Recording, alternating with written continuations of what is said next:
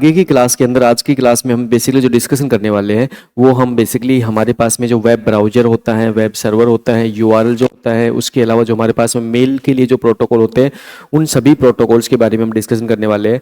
तो last class का हमारा जो कॉन्सेप्ट था, उस कॉन्सेप्ट के अंदर हमने इंटरनेट के कॉन्सेप्ट के बारे में बात की थी, और इंटरनेट के कॉन्सेप्ट के साथ हमने बात की थी कि हमारे पास आज के दिन जो दुनिया में फैला हुआ जो इतना बड़ा जो नेटवर्क है, उस नेटवर्क के अंदर जो भी कॉन्सेप्ट हम काम में लेते हैं उन्हीं कॉन्सेप्ट पे हम डिस्कशन कर रहे हैं।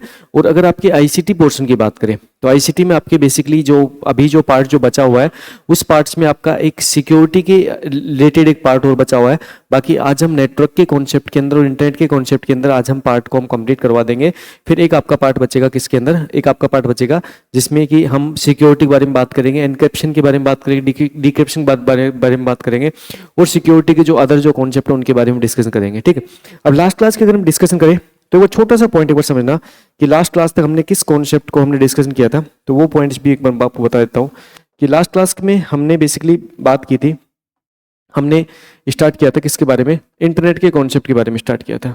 ठीक, और इंटरनेट के कॉन्सेप्ट के बारे में जब हमने डिस्कशन किया था तो हमने कहा था कि हमारे पास में क्या होता है, इंटरकनेक्टेड नेटवर्क होते हैं। हमारे पास में यहाँ पे क्या होते हैं, हमारे पास में यहाँ पे इंटरकनेक्टेड नेटवर्क्स होते हैं, है ना, इंटरकनेक्टेड नेटवर्क्स होते हैं। इसका मतलब बहुत सारे हमारे पास में नेटवर्क्स होते हैं जो एक दूसरे से क्या है, जो एक दूसरे से क्या है, इंटरकनेक्टेड है। ठीक, अच्छा, इसी कॉन्सेप्ट के बेस पे हमने बेसिकली जो लास्ट क्लास में डिस्कशन किया था, उसमें हमने लास्ट क्लास के अंदर हमने कुछ कॉन्सेप्ट और भी डिस्कशन किए थे इंटरनेट के कॉन्सेप्ट के रूप में। और यहाँ पे हमने ये कॉन्सेप्ट भी समझा था कि हमारे पास में जब भी हम इंटरनेट के बारे में बात करते हैं तो हम कहते हैं कि हमारे पास में एक ऐसा नेटवर्क है जो कि पूरी दुनिया में फैला हुआ नेटवर्क है। और ये जो इंटरनेट का जो कॉन्सेप्ट है, इस इंटरनेट के कॉन्सेप्ट के अंदर हमने इस नेटवर्क के बारे में बात की थी। तो हमने लास्ट क्लास में ये भी देखा था कि ये जो नेटवर्क होता है, ये कैसा नेटवर्क होता है, ये एक पब्लिक नेटवर्क होता है। इसका मतलब होता है ये जो नेटवर्क होता है बहुत सारे छोटे छोटे नेटवर्क से मिलकर बना हुआ एक नेटवर्क होता है। और यहाँ पे आज की क्लास में हम बेसिकली जिस पॉइंट्स पे हम डिस्कस करेंगे वो पॉइंट हमारा ये होगा कि मान के चलो हमारे पास में कोई भी एक क्लाइंट है, यहाँ पे हम बात करेंगे हमारे पास में कोई भी एक क्लाइंट है। सिंपल सी बात है, क्लाइंट की बात करें तो हम कहते हैं कि हमारे पास में एक हम कंप्यूटर सिस्टम्स की बात कर रहे हैं, और उस कंप्यूटर सिस्टम पे काम करने वाला एक पर्सन है जो कि किससे, जो कि इंटरनेट से जुड़ा हुआ है। तो अब अगर हमें इस कंप्यूटर सिस्टम को इंटरनेट से जोड़ना है तो हमें फिर किसकी सर्विस की नीड होगी। इंटरनेट से जोड़ने के लिए हमें पता है कि हमें यहाँ पे किसकी सर्विस की नीड होती है, हमें यहाँ पे आईएसपी की नीड होती है। मतलब कि हमें सबसे पहले आईएसपी से कनेक्ट करना पड़ेगा अपने आप को। और जो आईएसपी होता है वो हमारा क्या होता है, वो हमारा इंटरनेट सर्विस प्रोवाइडर होता है। हमारा क्या होता है, हमारा इंटरनेट सर्विस प्रोवाइडर होता है। ठीक, मतलब कि इंटरनेट की सेवा देने वाला। तो हम इंटरनेट सर्विस प्रोवाइडर की अगर बात करें तो इंटरनेट सर्विस प्रोवाइडर के रूप में आज आप सामने बहुत सारी कंपनियां हैं। जैसे जनरली अगर इंडिया की बात करें तो आपका जियो, एयरटेल बहुत बड़े प्लेटफॉर्म है जो आपको आईएसपी के रूप में आपके सामने इंटरनेट की सर्विस के रूप में बहुत सारे टाइप की इंटरनेट की सर्विस देते हैं। तो ये सारा कॉन्सेप्ट हमने लास्ट क्लास में डिस्कस भी कर लिया था कि आईएसपी क्या होती है, आईएसपी आपको इंटरनेट की सर्विस कितने टाइप से आपको प्रोवाइड करती है, जिसमें हमने टाइप ऑफ इंटरनेट कनेक्शन के बारे में डिस्कस कर लिया था। तो सारे पॉइंट्स आपके सामने मैंने क्लियर करवा दिए थे। और जो आईएसपी है, ये आईएसपी बेसिकली आपके इंटरनेट से कनेक्टिविटी के लिए आपके काम आने वाली आपकी एक संस्थान है जो आपकी प्राइवेट या गवर्नमेंट संस्थान हो सकती है। ठीक है, अच्छा, अब यहाँ पे अगर हम बात करें हमारे पास में यहाँ पे जो पर्टिकुलर हम नेटवर्क की बात कर रहे हैं तो हम कहते हैं जो इंटरनेट है ना, ये हमारे पास में एक ऐसा नेटवर्क होता है जो पूरी दुनिया के अंदर फैला हुआ एक जाल टाइप है। ठीक है, जिसमें बहुत सारे कंप्यूटर्स, बहुत सारे अदर जो नेटवर्किंग डिवाइस है वो एक दूसरे के इंटरकनेक्टेड है, क्योंकि हमने लास्ट क्लास में नेटवर्किंग डिवाइस के ऊपर हम डिस्कशन कर लिया था। ठीक, अब आज की क्लास में हम बेसिकली बात करेंगे कि वेब ब्राउजर क्या होता है, वेब सर्वर क्या होता है। ठीक, और जब हमने इंटरनेट के कॉन्सेप्ट को जब डिस्कशन किया था तो उस टाइम पे हमने बात की थी एक महान साइंटिस्ट की, टिम बर्नर-ली की। और टिम बर्नर-ली की देन थी किसकी, वर्ल्ड वाइड वेब की। इसका मतलब टिम बर्नर-ली ने दुनिया को पहली बार बताया था कि आप वेब की हेल्प से आप क्या कर सकते हो, आप जो वेब डॉक्यूमेंट्स है उनको आप एक्सचेंज कर सकते हो किसके बीच में, आप क्लाइंट और सर्वर के बीच में। तो यहाँ पे हम सेकंड पॉइंट्स पे हम जो डिस्कशन करेंगे वो सेकंड पॉइंट पे डिस्कशन करेंगे किसके रूप में, हम सर्वर के बारे में बात करेंगे। ठीक, एक बात करेंगे सर्वर के बारे में। अब देखो यहाँ पे जो क्लाइंट और सर्वर का जो कॉन्सेप्ट होता है उस कॉन्सेप्ट को हमें समझना है। तो अगर हम क्लाइंट की बात करें तो क्लाइंट जो होता है वो क्या करता है, वो सर्वर की सर्विस को एक्सेस करता है। इसका मतलब क्लाइंट को जब भी कोई डेटा चाहिए होगा तो क्लाइंट क्या करेगा, डेटा के लिए सर्वर से क्या करेगा, रिक्वेस्ट करेगा। सर्वर से क्या करेगा, रिक्वेस्ट करेगा। तो क्लाइंट की जो रिक्वेस्ट होती है उस रिक्वेस्ट के बेस पे जो सर्वर होता है वो क्या करता है, वो सर्विस प्रोवाइड करता है, इसलिए इसको सर्विस प्रोवाइडर भी कहा जाता है, क्योंकि ये सर्विस देने का काम करता है क्लाइंट की रिक्वेस्ट बेस पे। अब यहाँ पे पॉइंट आता है कि जब क्लाइंट कोई भी रिक्वेस्ट करता है तो क्लाइंट को रिक्वेस्ट करने के लिए एक सॉफ्टवेयर की जरूरत होती है। भाई हमें पता है ना, हमारा कंप्यूटर सिस्टम्स अकेले एक कंपोनेंट से नहीं बनता, हार्डवेयर से मिलकर कंप्यूटर सिस्टम नहीं बना होता, कंप्यूटर तो हार्डवेयर और सॉफ्टवेयर दोनों से मिलकर बना होता है। तो यहाँ पे हम जिस पर्टिकुलर सॉफ्टवेयर के बारे में बात कर रहे हैं, उस सॉफ्टवेयर के रूप में हम जो सॉफ्टवेयर यहाँ पे काम में लेने वाले हैं, जिसको हम कहेंगे यहाँ पे क्या, जिसको हम कहेंगे वेब ब्राउजर। ठीक, तो यहाँ पे हम बात करेंगे किसकी, वेब ब्राउजर। अब आप क्या करते हो, आप अपनी रोज अपनी पर डे की लाइफ में आप जनरली आप इंटरनेट की सर्विस को जब एक्सेस करते हो तो उस टाइम पे आप मोबाइल पे जब आप अपनी इंटरनेट की सर्विस एक्सेस कर रहे हो तो मोबाइल में बहुत सारी एप्लीकेशंस को आप काम में लेते हो, है ना। जितनी भी वो सारी एप्लीकेशंस है ना, उन सभी एप्लीकेशंस की हेल्प से आप क्या करते हो, आप किसी न किसी सर्विस को एक्सेस करते हो। जैसे अगर जनरल बात करें तो अभी जो आप मेरी ये क्लास आप यूट्यूब, आप मेरी जो क्लास है वो एप्लीकेशन के माध्यम से आप देख पा रहे हो। तो आपने क्या कर रखा है, आपने भी एप्लीकेशंस पे आपने पेमेंट कर रखा है एक पर्टिकुलर कोर्स के लिए, और उस पेमेंट्स के बदले हम क्या देते हैं, हम आपको सर्विस दे रहे हैं। अब है ना, आपको सर्विस कैसे मिल रही है उस पॉइंट को समझो। आपके मोबाइल में एक एप्लीकेशन है, या फिर आपने मेरी क्लास को एक्सेस करने के लिए आपने क्या कर रखा, आपने मेरी वेबसाइट को विजिट कर रखा है।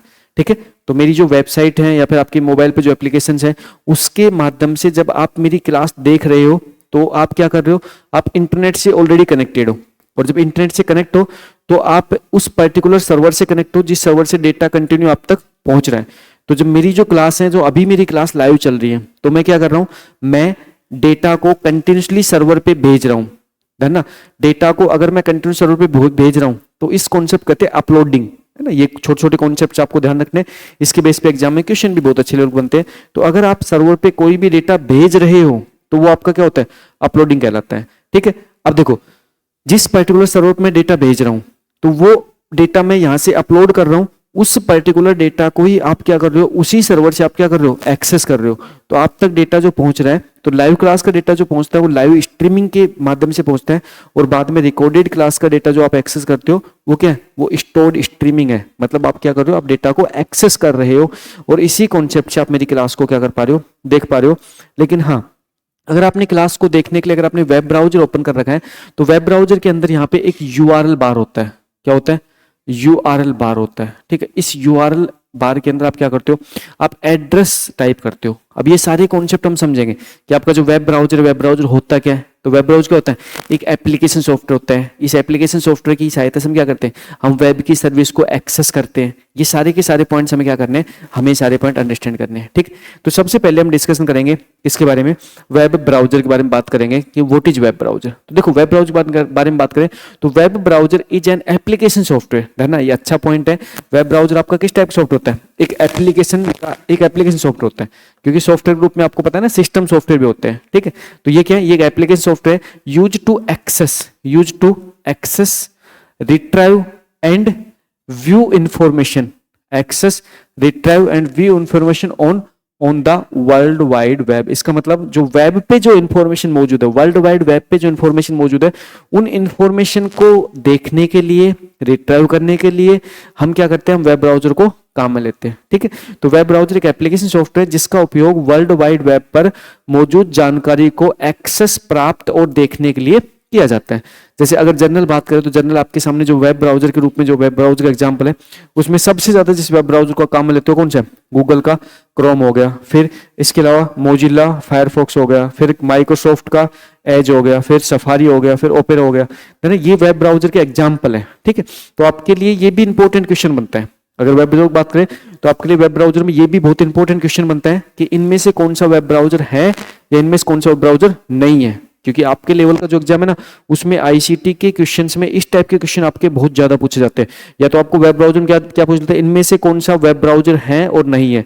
अब उसमें या तो एक सिंगल नाम देगा या एक से ज्यादा नाम देके आपसे वेब ब्राउजर के बारे में पूछ सकता है। ठीक, तो ये अच्छे क्वेश्चन बनते हैं। अब अगर मैं वेब ब्राउजर के बारे में बात करूं तो देखो मैं आपको एक बार दिखा भी देता हूं, क्योंकि मैं डिजिटल बोर्ड को काम में ले रहा हूं।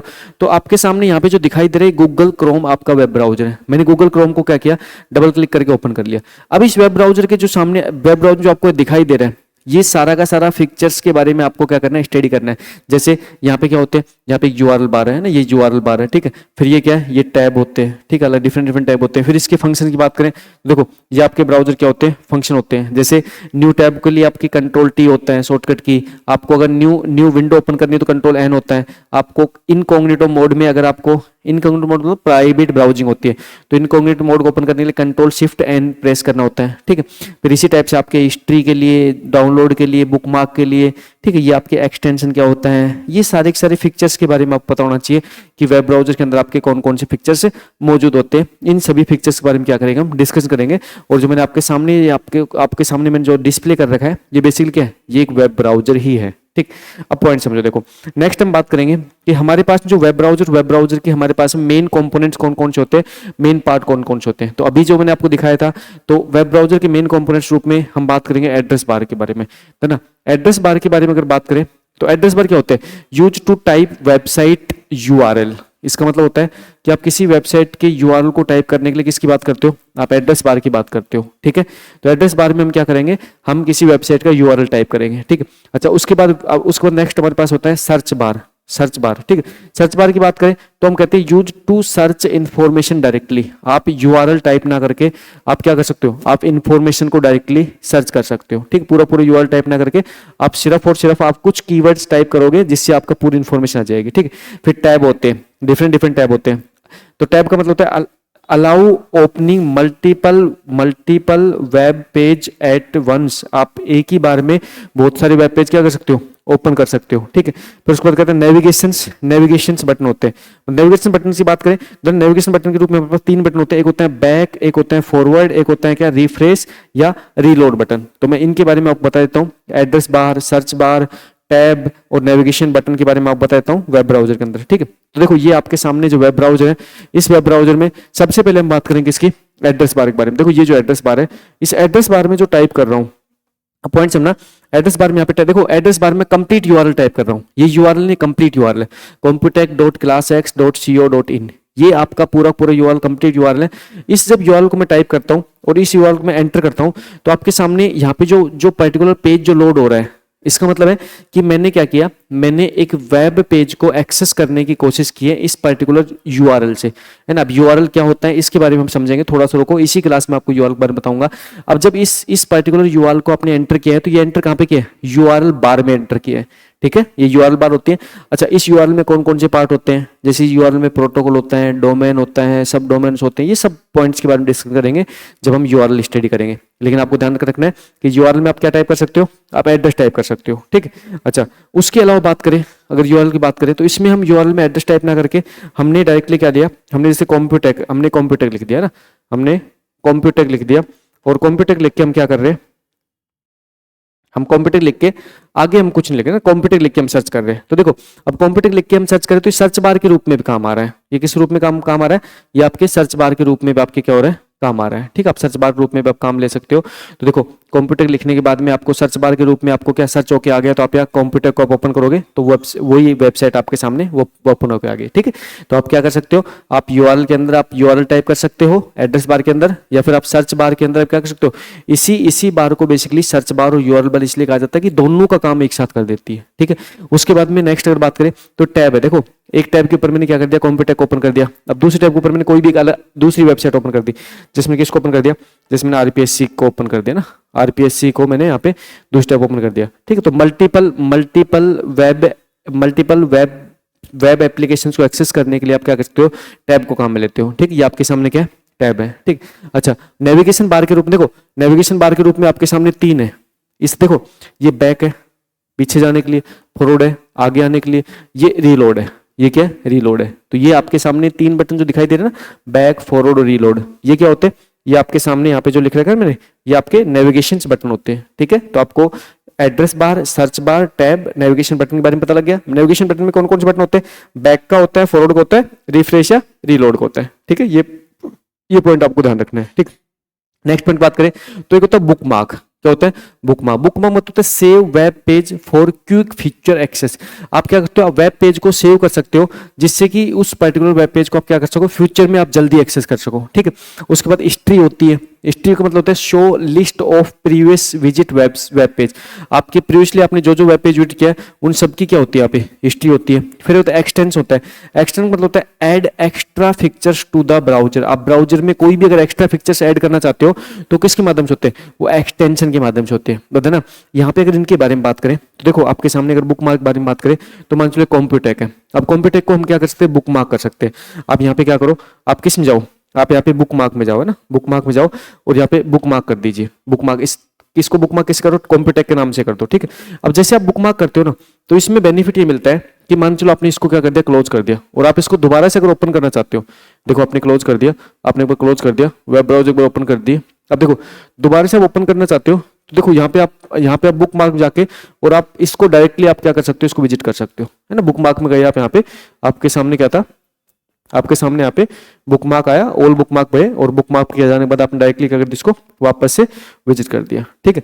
अच्छा इसी टाइप से हिस्ट्री, देखो ये हिस्ट्री है पुरानी, जितना जो भी आपने जो देखो जितने भी आपने टैब पे आपने जो भी ओपन किया, अभी जैसे आपने आरपीएससी ओपन किया था तो ये आपको हिस्ट्री मिल जाएगा, ठीक है, ये आपकी हिस्ट्री होती है, ठीक है। अच्छा एक्सटेंशन रूप, देखो एक्सटेंशन रूप में देखो ये एक्सटेंशन होता है। एक्सटेंशन मतलब होता है कुछ भी अगर आप नया कुछ इसमें अब आप अपने ब्राउजर में कुछ नई फंक्शनलिटी ऐड ऑन करना चाहते हो, जैसे मान के चलो एक छोटी सी फंक्शनलिटी के रूप में एग्जांपल देता हूं आपको, बहुत अच्छा एग्जांपल है।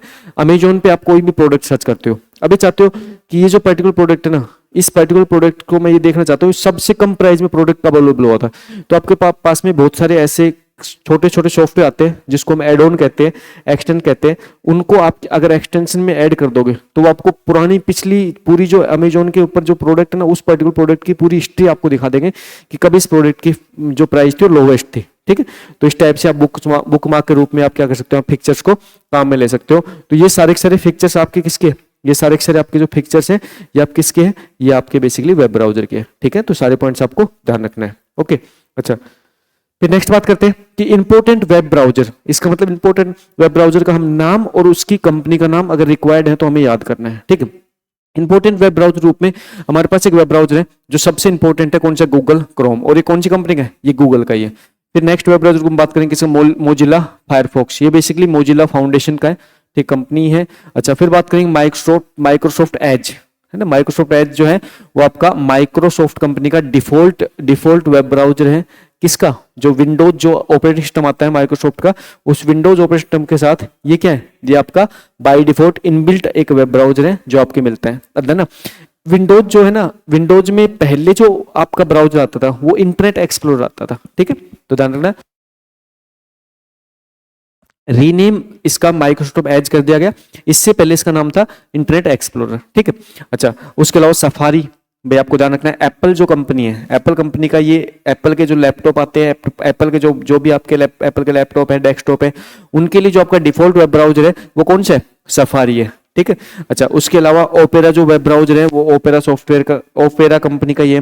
फिर ओपेरा मिनी जो वेब ब्राउजर है वो जनरली किसके लिए, मोबाइल के लिए काम में लिया जाता है, ठीक है। अब तो थोड़ा कम काम में लेने लग गए, लेकिन पहले इसको बहुत ज्यादा काम में लेते थे, क्योंकि ये क्या होता था, ये लाइट वेट वेब ब्राउजर था ना, इसके अंदर सब ज्यादा काम में लेते थे। फिर एक ब्रेव ब्राउजर हो गया, फिर टोर ब्राउजर हो गया, फिर आपके सैमसंग का इंटरनेट हो गया, फिर आपके यूसी ब्राउजर हो गया। ये आपके कुछ इंपॉर्टेंट ब्राउजर के नाम हैं जिनको आपको ध्यान रखना है। इनके ऊपर एग्जाम में आपसे क्वेश्चन इस रूप में पूछा जाता है कि इनमें से कौन सा वेब ब्राउजर है, इनमें से कौन सा वेब ब्राउजर नहीं है, ठीक है। तो आपको ध्यान रखना है ये सभी नाम को, ठीक है। अब देखो अब कुछ क्वेश्चन पे डिस्कशन कर लेते हैं, web browser related important question देख लेते हैं। Which software is use to access web page, आपको वेब पेज को एक्सेस करने के लिए आपको कौन से सॉफ्टवेयर को काम में लेते हो, ठीक है। तो ध्यान, जब भी हम किसी वेब पेज को एक्सेस करने की बात करते हैं, जब भी हम किसी वेब पेज को एक्सेस करने की बात करते हैं, तो वेब पेज को एक्सेस करने के लिए हम जिस पर्टिकुलर सॉफ्टवेयर की बात करते हैं वो सॉफ्टवेयर हमारा कौन सा होता है, वो सॉफ्टवेयर कौन सा होता है, वेब ब्राउजर, कौन सा होता है, वेब ब्राउजर, ठीक है। तो वेब ब्राउजर क्या है, एक एप्लीकेशन सॉफ्टवेयर है, जस्ट आपने अभी देखा, एक क्या है, एक आपका एप्लीकेशन सॉफ्टवेयर है जो क्या काम करता है, जो वेब की सर्विस को एक्सेस करने के लिए काम में आता है, ठीक है, ये ध्यान रखना है, ओके। नेक्स्ट क्वेश्चन देखो, which of the following is not a web browser, है ना। इस टाइप के क्वेश्चन आपके लिए बहुत इंपॉर्टेंट है, इनमें से कौन सा वेब ब्राउजर का टाइप है या इनमें से कौन सा वेब ब्राउजर नहीं है, ठीक है। तो इनमें से कौन सा वेब ब्राउजर नहीं है, तो देखो क्रोम, फायरफॉक्स, गूगल और एज।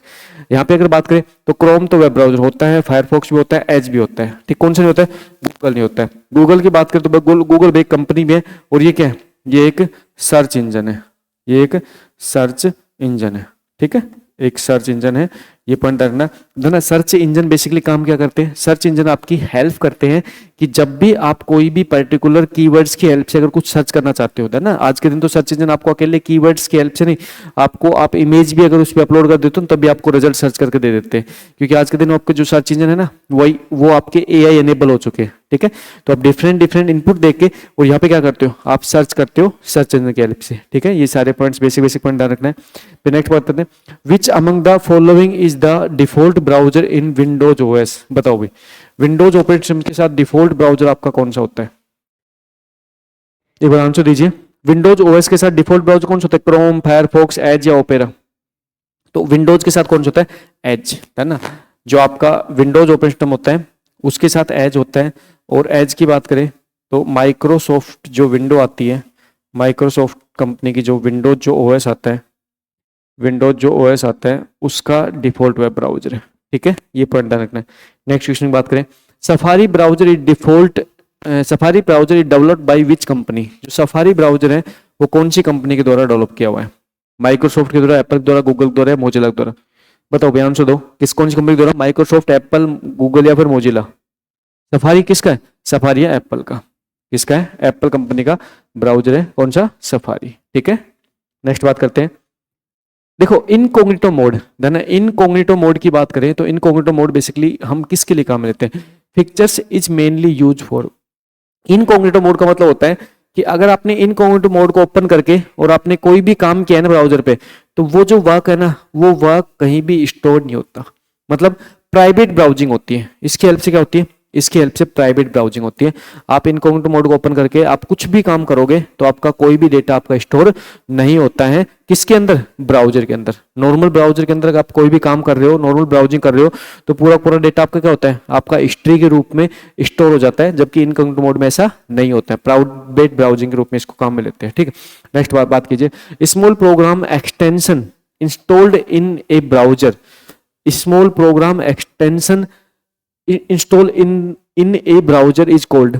एक स्मॉल प्रोग्राम है, एक एक्सटेंशन है जिसको ब्राउजर के अंदर इंस्टॉल किया जाता है, उसे क्या कहते हैं, plug in OS CPU driver, क्या कहते हैं, है ना। एक्सटेंशन के रूप में अगर कोई भी आप स्मॉल प्रोग्राम एड ऑन कर रहे हो उसे कहते हैं प्लग इन, क्या कहते हैं, प्लग इन, ठीक है। तो आप प्लग इन करते हो, है ना, एक्सटेंशन रूप में आप कोई भी प्रोग्राम एड ऑन कर रहे हो तो आप क्या कर रहे हो, आप प्लग इन कर रहे हो। जैसे जो लोग शेयर मार्केटिंग वगैरह पे काम करते हैं वो क्या करते हैं, अपने ब्राउजर में शेयर मार्केटिंग का जो सॉफ्टवेयर आता है उसको प्लग इन करके रख देते हैं, जिससे उनको शेयर मार्केटिंग की मतलब शेयर मार्केटिंग में जो उतार चढ़ाव होता है वो उनको साइड में क्या होता रहता है, दिखता रहता है, ठीक है। अगर मान चलो आपको न्यूज जो पर्टिकुलर जो करंट जो न्यूज है उनको अगर आपको देखना है तो आप क्या कर सकते हो, आप न्यूज के सॉफ्टवेयर को प्लग इन कर सकते हो, तो आपको न्यूज आपको अपने ब्राउजर में साइड में आपको दिखाई देती रहेगी, ठीक है। तो वो सारे क्या होते हैं, प्लग इन होते हैं, ठीक है। अच्छा नेक्स्ट बात करते हैं, which browser has built in VPN, है ना। कौन सा ऐसा ब्राउजर है जो आपके इनबिल्ट वीपीएन को रखता है, इनबिल्ट विच वीपीएन रखता है ना। वीपीएन मतलब वर्चुअल प्राइवेट नेटवर्क, मतलब आपको प्राइवेट नेटवर्किंग इनबिल्ट सुविधा कौन प्रोवाइड करता है, कौन सा ब्राउजर, धरना ओपेरा ब्राउजर है ना, वो आपको इनबिल्ट वीपीएन की फैसिलिटी प्रोवाइड करता है, कौन सा, ओपेरा। तो ये भी आपके एक क्वेश्चन बनता है, बहुत अच्छा क्वेश्चन बनता है कि ऐसा कौन सा वेब ब्राउजर है जिसके अंदर इनबिल्ट वीपीएन होता है, कौन से के अंदर होता है, ओपेरा के अंदर। फिर नेक्स्ट बात करें, which browser is text based only, ऐसा कौन सा ब्राउजर है जो टेक्स्ट बेस्ड है, मतलब जिसके अंदर सिर्फ और सिर्फ आप टेक्स्ट बेस ही डेटा एक्सेस कर सकते हो, है ना। जो ऐसा कौन सा ब्राउजर टेक्स्ट बेस्ड है ना। यहाँ पे अगर बात करें तो आपका लिनक्स जो ब्राउजर है, लिनक्स जो ब्राउजर है ये आपका क्या है, ये आपका फर्स्ट टेक्स्ट बेस्ड, ये आपका फर्स्ट टेक्स्ट बेस्ड ब्राउजर भी है ना, ये फर्स्ट टेक्स्ट बेस्ड ब्राउजर है, ठीक है। तो ये सिर्फ टेक्स्ट बेस्ड ब्राउजर, इसमें टेक्स्ट को ही आप एक्सेस कर सकते हो। फिर नेक्स्ट है, which protocol is responsible for transferring web page to the browser, ऐसा कौन सा प्रोटोकॉल है, ये कह रहे हैं विच प्रोटोकॉल, ऐसा कौन सा प्रोटोकॉल है जो रेस्पॉन्सिबल है किसके लिए, फॉर ट्रांसफरिंग, क्या करने के लिए, ट्रांसफर करने के लिए वेब पेज ट्रांसफर करने के लिए किसमें, ब्राउजर पर। तो ब्राउजर को वेब पेज ट्रांसफर करने के लिए कौन सा प्रोटोकॉल जिम्मेदार है, बता दीजिए, फटाक से आंसर दीजिए, कौन सा, FTP, SMTP, HTTP, HTTPS, SNMP, कौन सा प्रोटोकॉल अभी। तो है ना, जब भी आप वेब ब्राउजर वेब सर्वर के बीच में कम्युनिकेट करते हो तो उस टाइम पे जो आपके पास वेब पेज होते हैं, उन वेब पेज को ट्रांसफर करने के लिए जो प्रोटोकॉल्स होता है वो कौन सा होता है? वो होता है HTTP और HTTPS। अब देखना HTTPS की बात करें तो यहाँ पे ये जो प्रोटोकॉल, इस प्रोटोकॉल फॉर्म होती है hyper text transfer protocol, hyper text transfer protocol. और जो एस होता है इस एस का मतलब होता है सिक्योर, एस का मतलब क्या होता है? सिक्योर। तो हाइपर टेक्स्ट ट्रांसफर प्रोटोकॉल, और यहाँ पे एस क्या है? एस यहाँ पे सिक्योर को रिप्रेजेंट कर रहा है। तो HTTP और HTTPS दो टाइप के प्रोटोकॉल्स की हम बात करते हैं, किसके लिए? वेब पेज को एक्सेस करने के लिए, ठीक है। ये दोनों टाइप प्रोटोकॉल क्या होते हैं? ये दोनों टाइप प्रोटोकॉल आपकी हेल्प करते हैं वेब पेज को एक्सेस करने के लिए,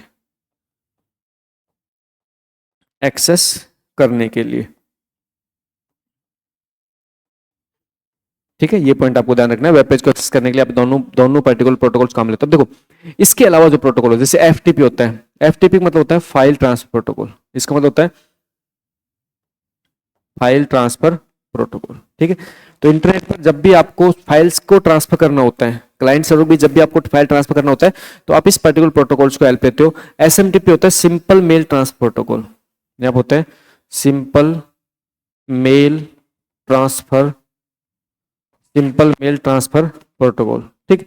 और सिंपल मेल जो ट्रांसफर प्रोटोकॉल होता है, इसका मतलब होता है कि ये बेसिकली आपके मेल को सेंड करने के लिए काम आने वाला प्रोटोकॉल होता है ना। मेल को सेंड करने के लिए प्रोटोकॉल काम में आता है, कौन सा? SMTP ना। SMTP के अलावा मेल को रिसीव करने के लिए आपके POP और IMAP प्रोटोकॉल और भी होते हैं। तो आज की क्लास में हम मेल से रिलेटेड जितने प्रोटोकॉल है, SMTP, POP, IMAP, इनके बारे में डिटेल समझेंगे। फिर होता है SNMP, simple network management protocol. इसकी बात करें तो होता है सिंपल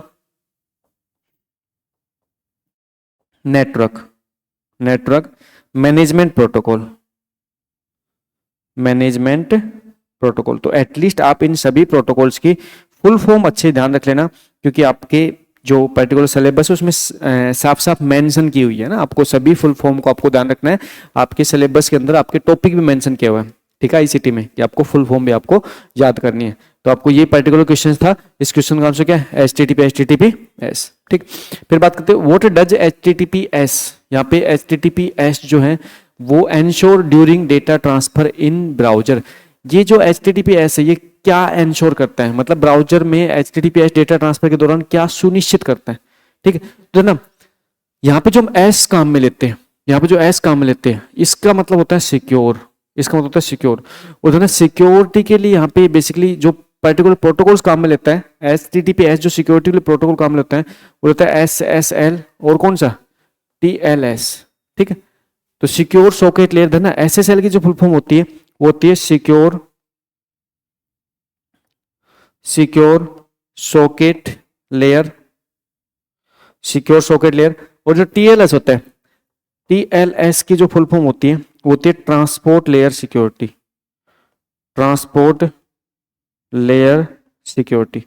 इसका मतलब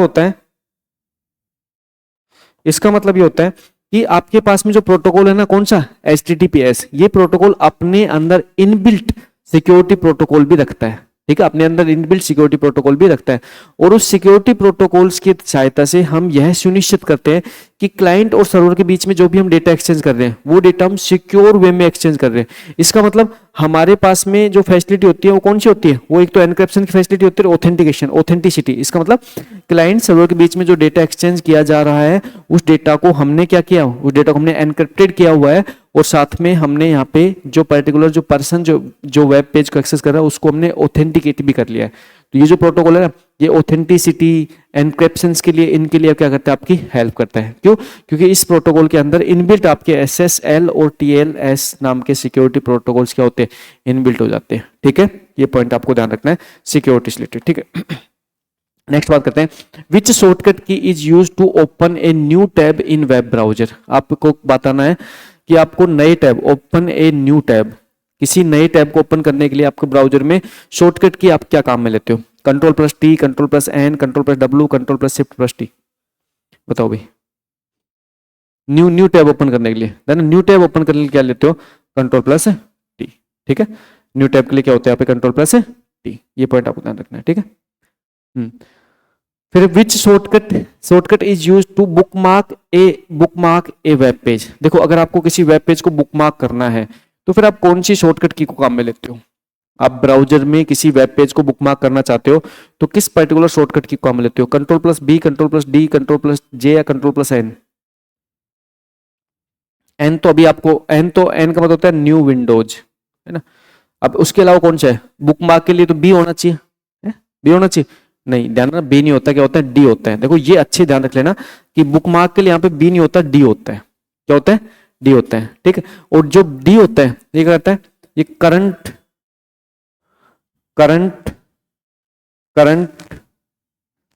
करंट पेज को बुकमार्क करता है, पेज को बुकमार्क, है ना, बुकमार्क करता है।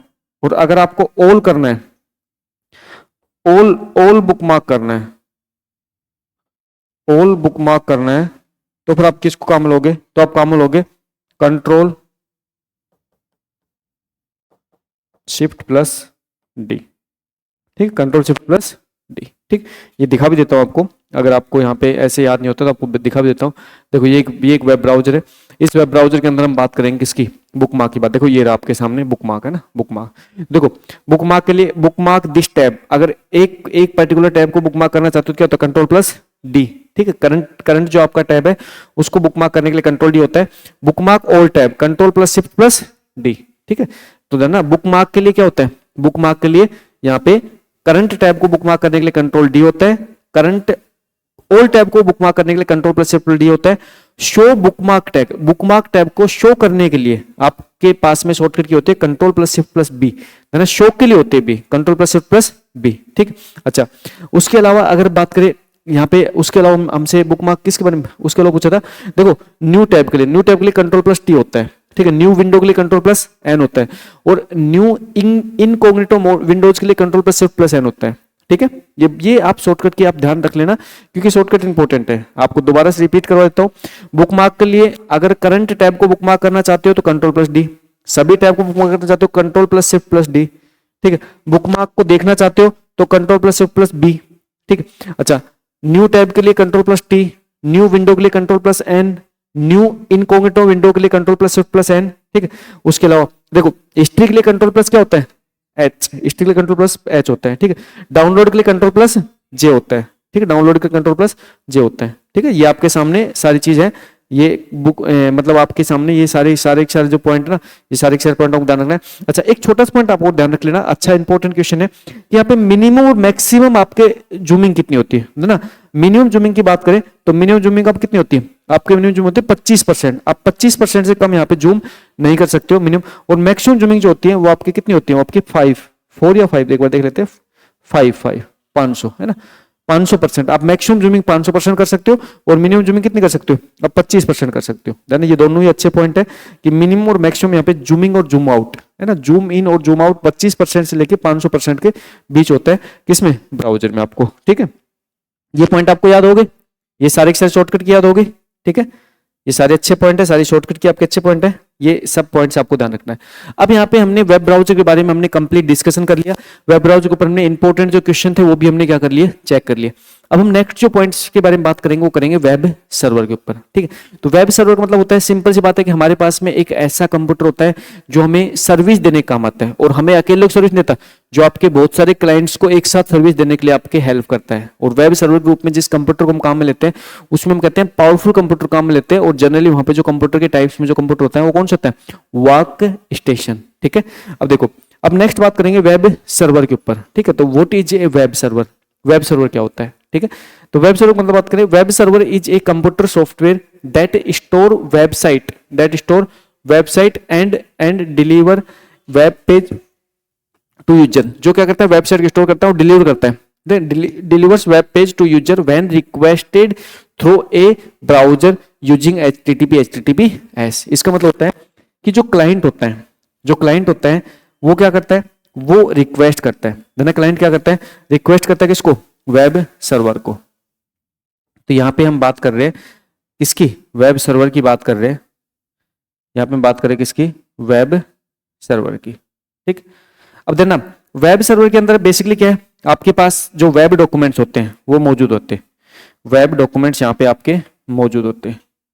ठीक, भाई मान के चलो मुझे क्या करना है, मुझे एक वेबसाइट ओपन करनी है, जैसे मुझे वेबसाइट ओपन करनी है कॉम्प्यूटेक, तो वेब डॉक्यूमेंट्स जो है कॉम्प्यूटेक के वो इस वेब सर्वर पे मौजूद है। ठीक, अब यहाँ पे हमारे पास में हम बात करें तो हम कहते हैं कि हमारे पास यहाँ पे क्या है, क्लाइंट है, और क्लाइंट के पास यहाँ पे क्या है, वेब ब्राउजर होता है।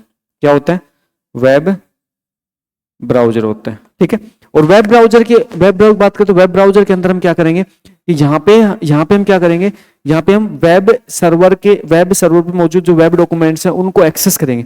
तो एक्सेस करने के लिए हम यहाँ पे रिक्वेस्ट करेंगे, तो रिक्वेस्ट करने के लिए हमें पता है कि हमारे पास क्या होता है, एड्रेस बार होती है, उसमें हम एक एड्रेस टाइप करेंगे। जैसे हमने एड्रेस टाइप किया यहाँ पे कॉम्प्यूटेक .class x.co.in। अब देना ये जो पर्टिकुलर जो आपके पास में जो पर्टिकुलर जो एड्रेस के बारे में बात कर रहा हूँ, इसको हम बात करते हैं किसकी, इसको हम कहते हैं URL। ये भी समझेंगे URL का मतलब क्या होता है। अब जैसे मैं इस URL को टाइप करता हूँ ना, तो यहाँ पे आपकी एक रिक्वेस्ट जाती है किस पे, वेब सर्वर पे, और ये रिक्वेस्ट बेसिकली कौन से प्रोटोकॉल्स की हेल्प से जाती है, ये रिक्वेस्ट जाती है HTTP या HTTP और HTTPS प्रोटोकॉल की हेल्प से आपकी रिक्वेस्ट जा रही है किसके, वेब सर्वर तक। अब वेब सर्वर क्या करेगा, वेब सर्वर इस रिक्वेस्ट के अकॉर्डिंग वेब पेज या वेब डॉक्यूमेंट्स अवेलेबल करवाएगा, मतलब रेस्पॉन्स देगा। तो ये वेब जो सर्वर होता है ये अकेले एक क्लाइंट को रेस्पॉन्स देने के लिए नहीं बना होता है, ये तो मल्टीपल क्लाइंट को रेस्पॉन्स देने के लिए बना होता है। इसका मतलब आप जब भी आप इस पर्टिकुलर वेबसाइट को ओपन करके और आप क्लास देखते हो तो आप अकेले नहीं देखते, उस टाइम पे मल्टीपल पर्सन जो है वो क्लास को एक्सेस करते हैं इस वेबसाइट की हेल्प से। ठीक है, तो इसी कॉन्सेप्ट को हम वेब ब्राउजर वेब सर्वर के कॉन्सेप्ट्स के रूप में जानते हैं, और इसी कॉन्सेप्ट्स के रूप में हम इस पर्टिकुलर कॉन्सेप्ट को स्टडी कर रहे हैं। ठीक है, तो वेब सर्वर क्या है, वेब सर्वर एक कंप्यूटर ही है, इसके अंदर एक सॉफ्टवेयर है, कंप्यूटर में सॉफ्टवेयर है, सर्वर सॉफ्टवेयर है, जो क्या करता है, जो हेल्प करता है वेब डॉक्यूमेंट्स को प्रोवाइड करने के लिए। जब कोई क्लाइंट वेब ब्राउजर को यूज करते हुए और HTTPS प्रोटोकॉल्स को काम में लेते हुए रिक्वेस्ट करता है, तो उसकी रिक्वेस्ट के अकॉर्डिंग यहाँ पे वेब डॉक्यूमेंट्स अवेलेबल करवाने का काम करता है कौन, वेब सर्वर। ठीक है, ये पॉइंट रखना है। ठीक, इसी पॉइंट के रूप में जैसे वेब सर्वर वेब ब्राउजर में डिफरेंस की बात करें तो देखो web server web browser difference क्या होता है, जो वेब सर्वर होता है वो क्या करता है, स्टोर करता है और डिलीवर करता है किसको, वेब पेज को। तो वेब सर्वर बेसिकली क्या करेगा, आपके वेब पेज को स्टोर करेगा और डिलीवर करेगा। ठीक है, इसके अलावा रेस्पॉन्स टू रिक्वेस्ट, जब भी कोई रिक्वेस्ट जाती है वेब सर्वर को तो उसका क्या करता है, रेस्पॉन्स करता है। रन ऑन सर्वर मशीन, और ये कहाँ पे रन होता है, ये सर्वर मशीन पे रन होता है। ठीक है, इससे पहले जो डायग्राम बनाया था उसमें मैंने आपको यही दर्शाया था कि वेब जो आपका सर्वर होता है वो वेब सर्वर बेसिकली एक सर्वर मशीन पे रन होता है। सर्वर मशीन एक कंप्यूटर होती है, एक हाई परफॉर्मेंस कंप्यूटर होता है। ठीक है, और वो जो है वो आपके रेस्पॉन्स देने का काम करता है, किसकी, क्लाइंट की रिक्वेस्ट को रेस्पॉन्स के रूप में डेटा देने का काम करता है। वेब ब्राउजर की बात करें तो वेब ब्राउजर जो होता है वो एक एप्लीकेशन सॉफ्टवेयर होता है किस पे, क्लाइंट साइड पे। वेब ब्राउजर एक एप्लीकेशन सॉफ्टवेयर क्लाइंट साइड पे क्या काम करता है, डिस्प्ले वेब पेज को डिस्प्ले करने का काम करता है। सेंड रिक्वेस्ट, जो कि वेब सर्वर को रिक्वेस्ट सेंड करता है, और रन ऑन यूजर डिवाइस, जो कि आपके यूजर डिवाइस पे क्लाइंट्स पे क्या होता है, रन होता है। ठीक है, ये पॉइंट आपको ध्यान रखना है वेब ब्राउजर वेब सर्वर के रूप में। देखो यहाँ पे क्वेश्चन देख लेते हैं, इससे रिलेटेड किस टाइप क्वेश्चन बन सकते हैं। Which server deliver web page through HTTPS। ऐसा कौन सा सर्वर है जो आपके वेब पेज को डिलीवर करने काम करता है, कौन से प्रोटोकॉल्स काम में लेते हुए, HTTP या HTTPS प्रोटोकॉल को काम में लेते हुए। HTTPS के माध्यम से वेब पेज कौन सा सर्वर प्रदान करता है, mail server, FTP server, web server या DNS सर्वर। धना सर्वर भी बहुत सारे टाइप के होते हैं। तो जो आपका वेब सर्वर होता है वो बेसिकली क्या करता है, वो वेब डॉक्यूमेंट्स प्रोवाइड करता है,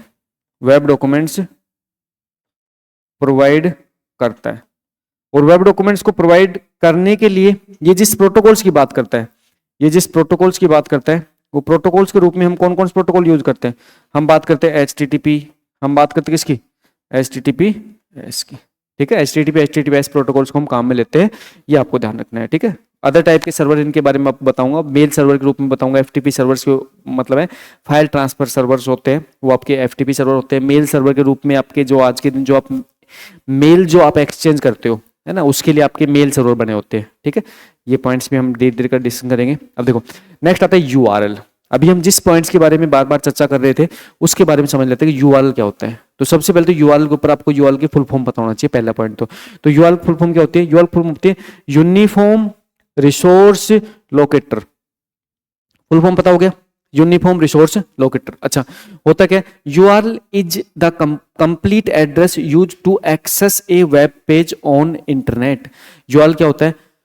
यूआरएल एक कंप्लीट एड्रेस होता है जिसकी हेल्प से हम क्या करते हैं? जिसकी हेल्प से हम वेब पेज को एक्सेस करते हैं। कहां पे मौजूद? इंटरनेट पे मौजूद वेब पेज को एक्सेस करने के लिए काम में लेते हैं। ठीक, कंप्लीट एड्रेस होता है। अच्छा, it tell the browser where the resource is located. ये ब्राउजर को यह बताता है कि जिस पर्टिकुलर रिसोर्स को आप एक्सेस करना चाहते हो वो आपके इंटरनेट पर कहां, किस पर्टिकुलर जगह पे लोकेटेड है, किस सर्वर पर मौजूद है। ठीक, अच्छा, यूआरएल इंटरनेट पर किसी वेब पेज को एक्सेस करने के लिए उपयोग किए जाने वाला पूरा पता होता है। यह ब्राउजर को बताता है कि संसाधन कहां स्थित है, मतलब आपका जो पर्टिकुलर जो आप वेब पेज एक्सेस करना चाहते हो वेब पेज कहां मौजूद है। ठीक, अब देखो ये एक यूआरएल का एग्जांपल है, जो आपके सामने यहाँ पे दिख रहा है। ठीक है, ये एक यूआरएल का एग्जांपल है। ये यूआरएल के अंदर एक कंप्लीट एग्जांपल। अच्छा, यूआरएल के अंदर कौन कौन सा पार्ट? देखो, यूआरएल के अंदर सबसे पहले पार्ट होता है प्रोटोकॉल। कौन सा पार्ट होता है? प्रोटोकॉल। फिर होता है डोमेन नेम। फिर उसके बाद बात करें तो फिर होता है पाथ होता है। और फिर लास्ट में क्या होती है? लास्ट में होती है क्यूरी। देखो, यूआरएल का पार्ट के रूप में सबसे पहले बात करते हैं, यूआरएल के पार्ट में सबसे पहले होता है प्रोटोकॉल। जैसे HTTP, HTTPS, ये आपके प्रोटोकॉल्स होते हैं यूआरएल के अंदर। ठीक है, फिर उसके बाद होता है डोमेन नेम।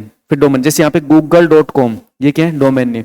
अब आप कहोगे सर www क्या है? ये सब डोमेन है। ये क्या है? सब डोमेन है। ठीक, अच्छा, फिर ये पाथ के रूप में यहाँ पे क्या है? देखो /search, ये एक पाथ है। और यहाँ पे ये क्या है? ये क्यूरी है। ये क्या है? एक क्यूरी है ना। जैसे आप यहाँ पे लास्ट में जो आपके सामने जो क्वेश्चन मार्क है, क्वेश्चन मार्क के बाद में जो आपका पार्ट है, ये बेसिकली क्या होता है? क्यूरी होती है। ठीक है, तो आपका यूआरएल जो होता है वो आपके किससे मिलकर बना होता है? Protocol, domain name, path, query, इन सब से मिलकर बना हुआ आपका यूआरएल होता है। ठीक है, अब यूआरएल में सारे पार्ट आप पहचान सकते हो क्या? ना, एग्जाम में क्वेश्चन आ जाता है कई बार, यूआरएल देके आपको पूछ लेते हैं इनमें से डोमेन नेम कौन सा है, इनमें से इसमें प्रोटोकॉल कौन सा है, इसमें पाथ कौन सा है, इसमें क्यूरी कौन सी है। तो ये आपको पूछा जा सकता है, आपको ध्यान रखना है। ठीक है, अब देखो, अब यहाँ पे हम बात करें तो हमारे पास में जो वेब ब्राउजर होता है, इसमें ये जो पर्टिकुलर बार है ये बेसिकली एड्रेस बार या यूआरएल बार होती है। इसमें हम कोई भी एक यूआरएल टाइप करते हैं। जैसे हमने कोई यूआरएल टाइप किया, देखो हम यहाँ पे कोई भी एक यूआरएल टाइप करते हैं, तो देखो पॉइंट समझना, ये अच्छा क्वेश्चन है। देखो यहाँ पे यूआरएल की बात करें तो बेसिकली सबसे पहले यूआरएल के अंदर जो पार्ट दिखाई दे रहा है ना, ये पार्ट आपका प्रोटोकॉल है। जैसे ये मैं देखो ना आपके सामने लाइव दिखा रहा हूँ आपके सामने, है ना, तो इसलिए कंफ्यूज मत हो, आपको हर एक पॉइंट्स बहुत अच्छे से अंडरस्टैंड करना है, क्योंकि आईसीटी है वो आपके रियल लाइफ इंप्लीमेंटेशन सब्जेक्ट है, तो इसमें फिर आप कंफ्यूज मत हो इस सब्जेक्ट में। जैसे यहाँ पे आपके सामने HTTPS है, ये क्या है? ये प्रोटोकॉल्स को रिप्रेजेंट कर रहे हैं। फिर उसके बाद computex.classx.co.in, ये क्या है? ये डोमेन नेम है। ये क्या है? Domain name. फिर कोर्स, ये क्या है? पाथ है। फिर क्वेश्चन मार्क के बाद में जो कैटेगरी ID इक्वल टू जो है दिखाई दे रहा है, ये क्या है? ये आपकी क्यूरी है। ये क्या आपकी क्यूरी है? जैसे आप इसमें लॉगिन करोगे तो क्वेश्चन मार्क के सामने जो पार्ट है आपका फिल हो जाएगा, ये आपका फिल हो जाएगा। जैसे मैं इसमें ना कुछ करके दिखाता हूँ, ये आप सामने क्या हो जाएगा? आपका फिल हो जाएगा। ठीक है, ये आपके जैसे आप लॉगिन करोगे ये आपके सामने क्या हो जाएगा? फिल हो जाएगा। ठीक है,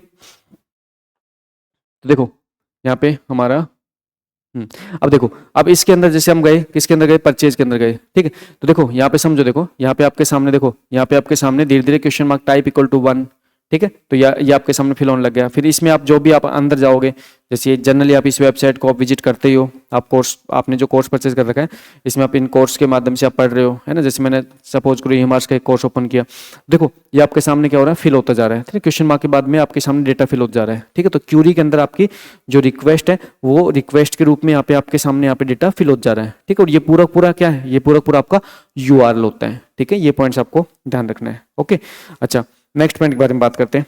नेक्स्ट पॉइंट ग्रुप में बात करते हैं डोमेन नेम। अब देखो डोमेन नेम क्या होता है, तो डोमेन नेम की अगर बात करें तो अभी आपके सामने जो मैंने वेबसाइट जो ओपन की है, ये वेबसाइट बेसिकली मैंने डोमेन नेम की हेल्प से ओपन की है। तो डोमेन नेम का मतलब होता है कि ये बेसिकली एक यूजर को रीडेबल नेम होता है। मतलब a domain name is a human readable name होता है, मतलब जो इंसान जिसको आसानी से समझ सके ऐसा नेम होता है domain name of A website.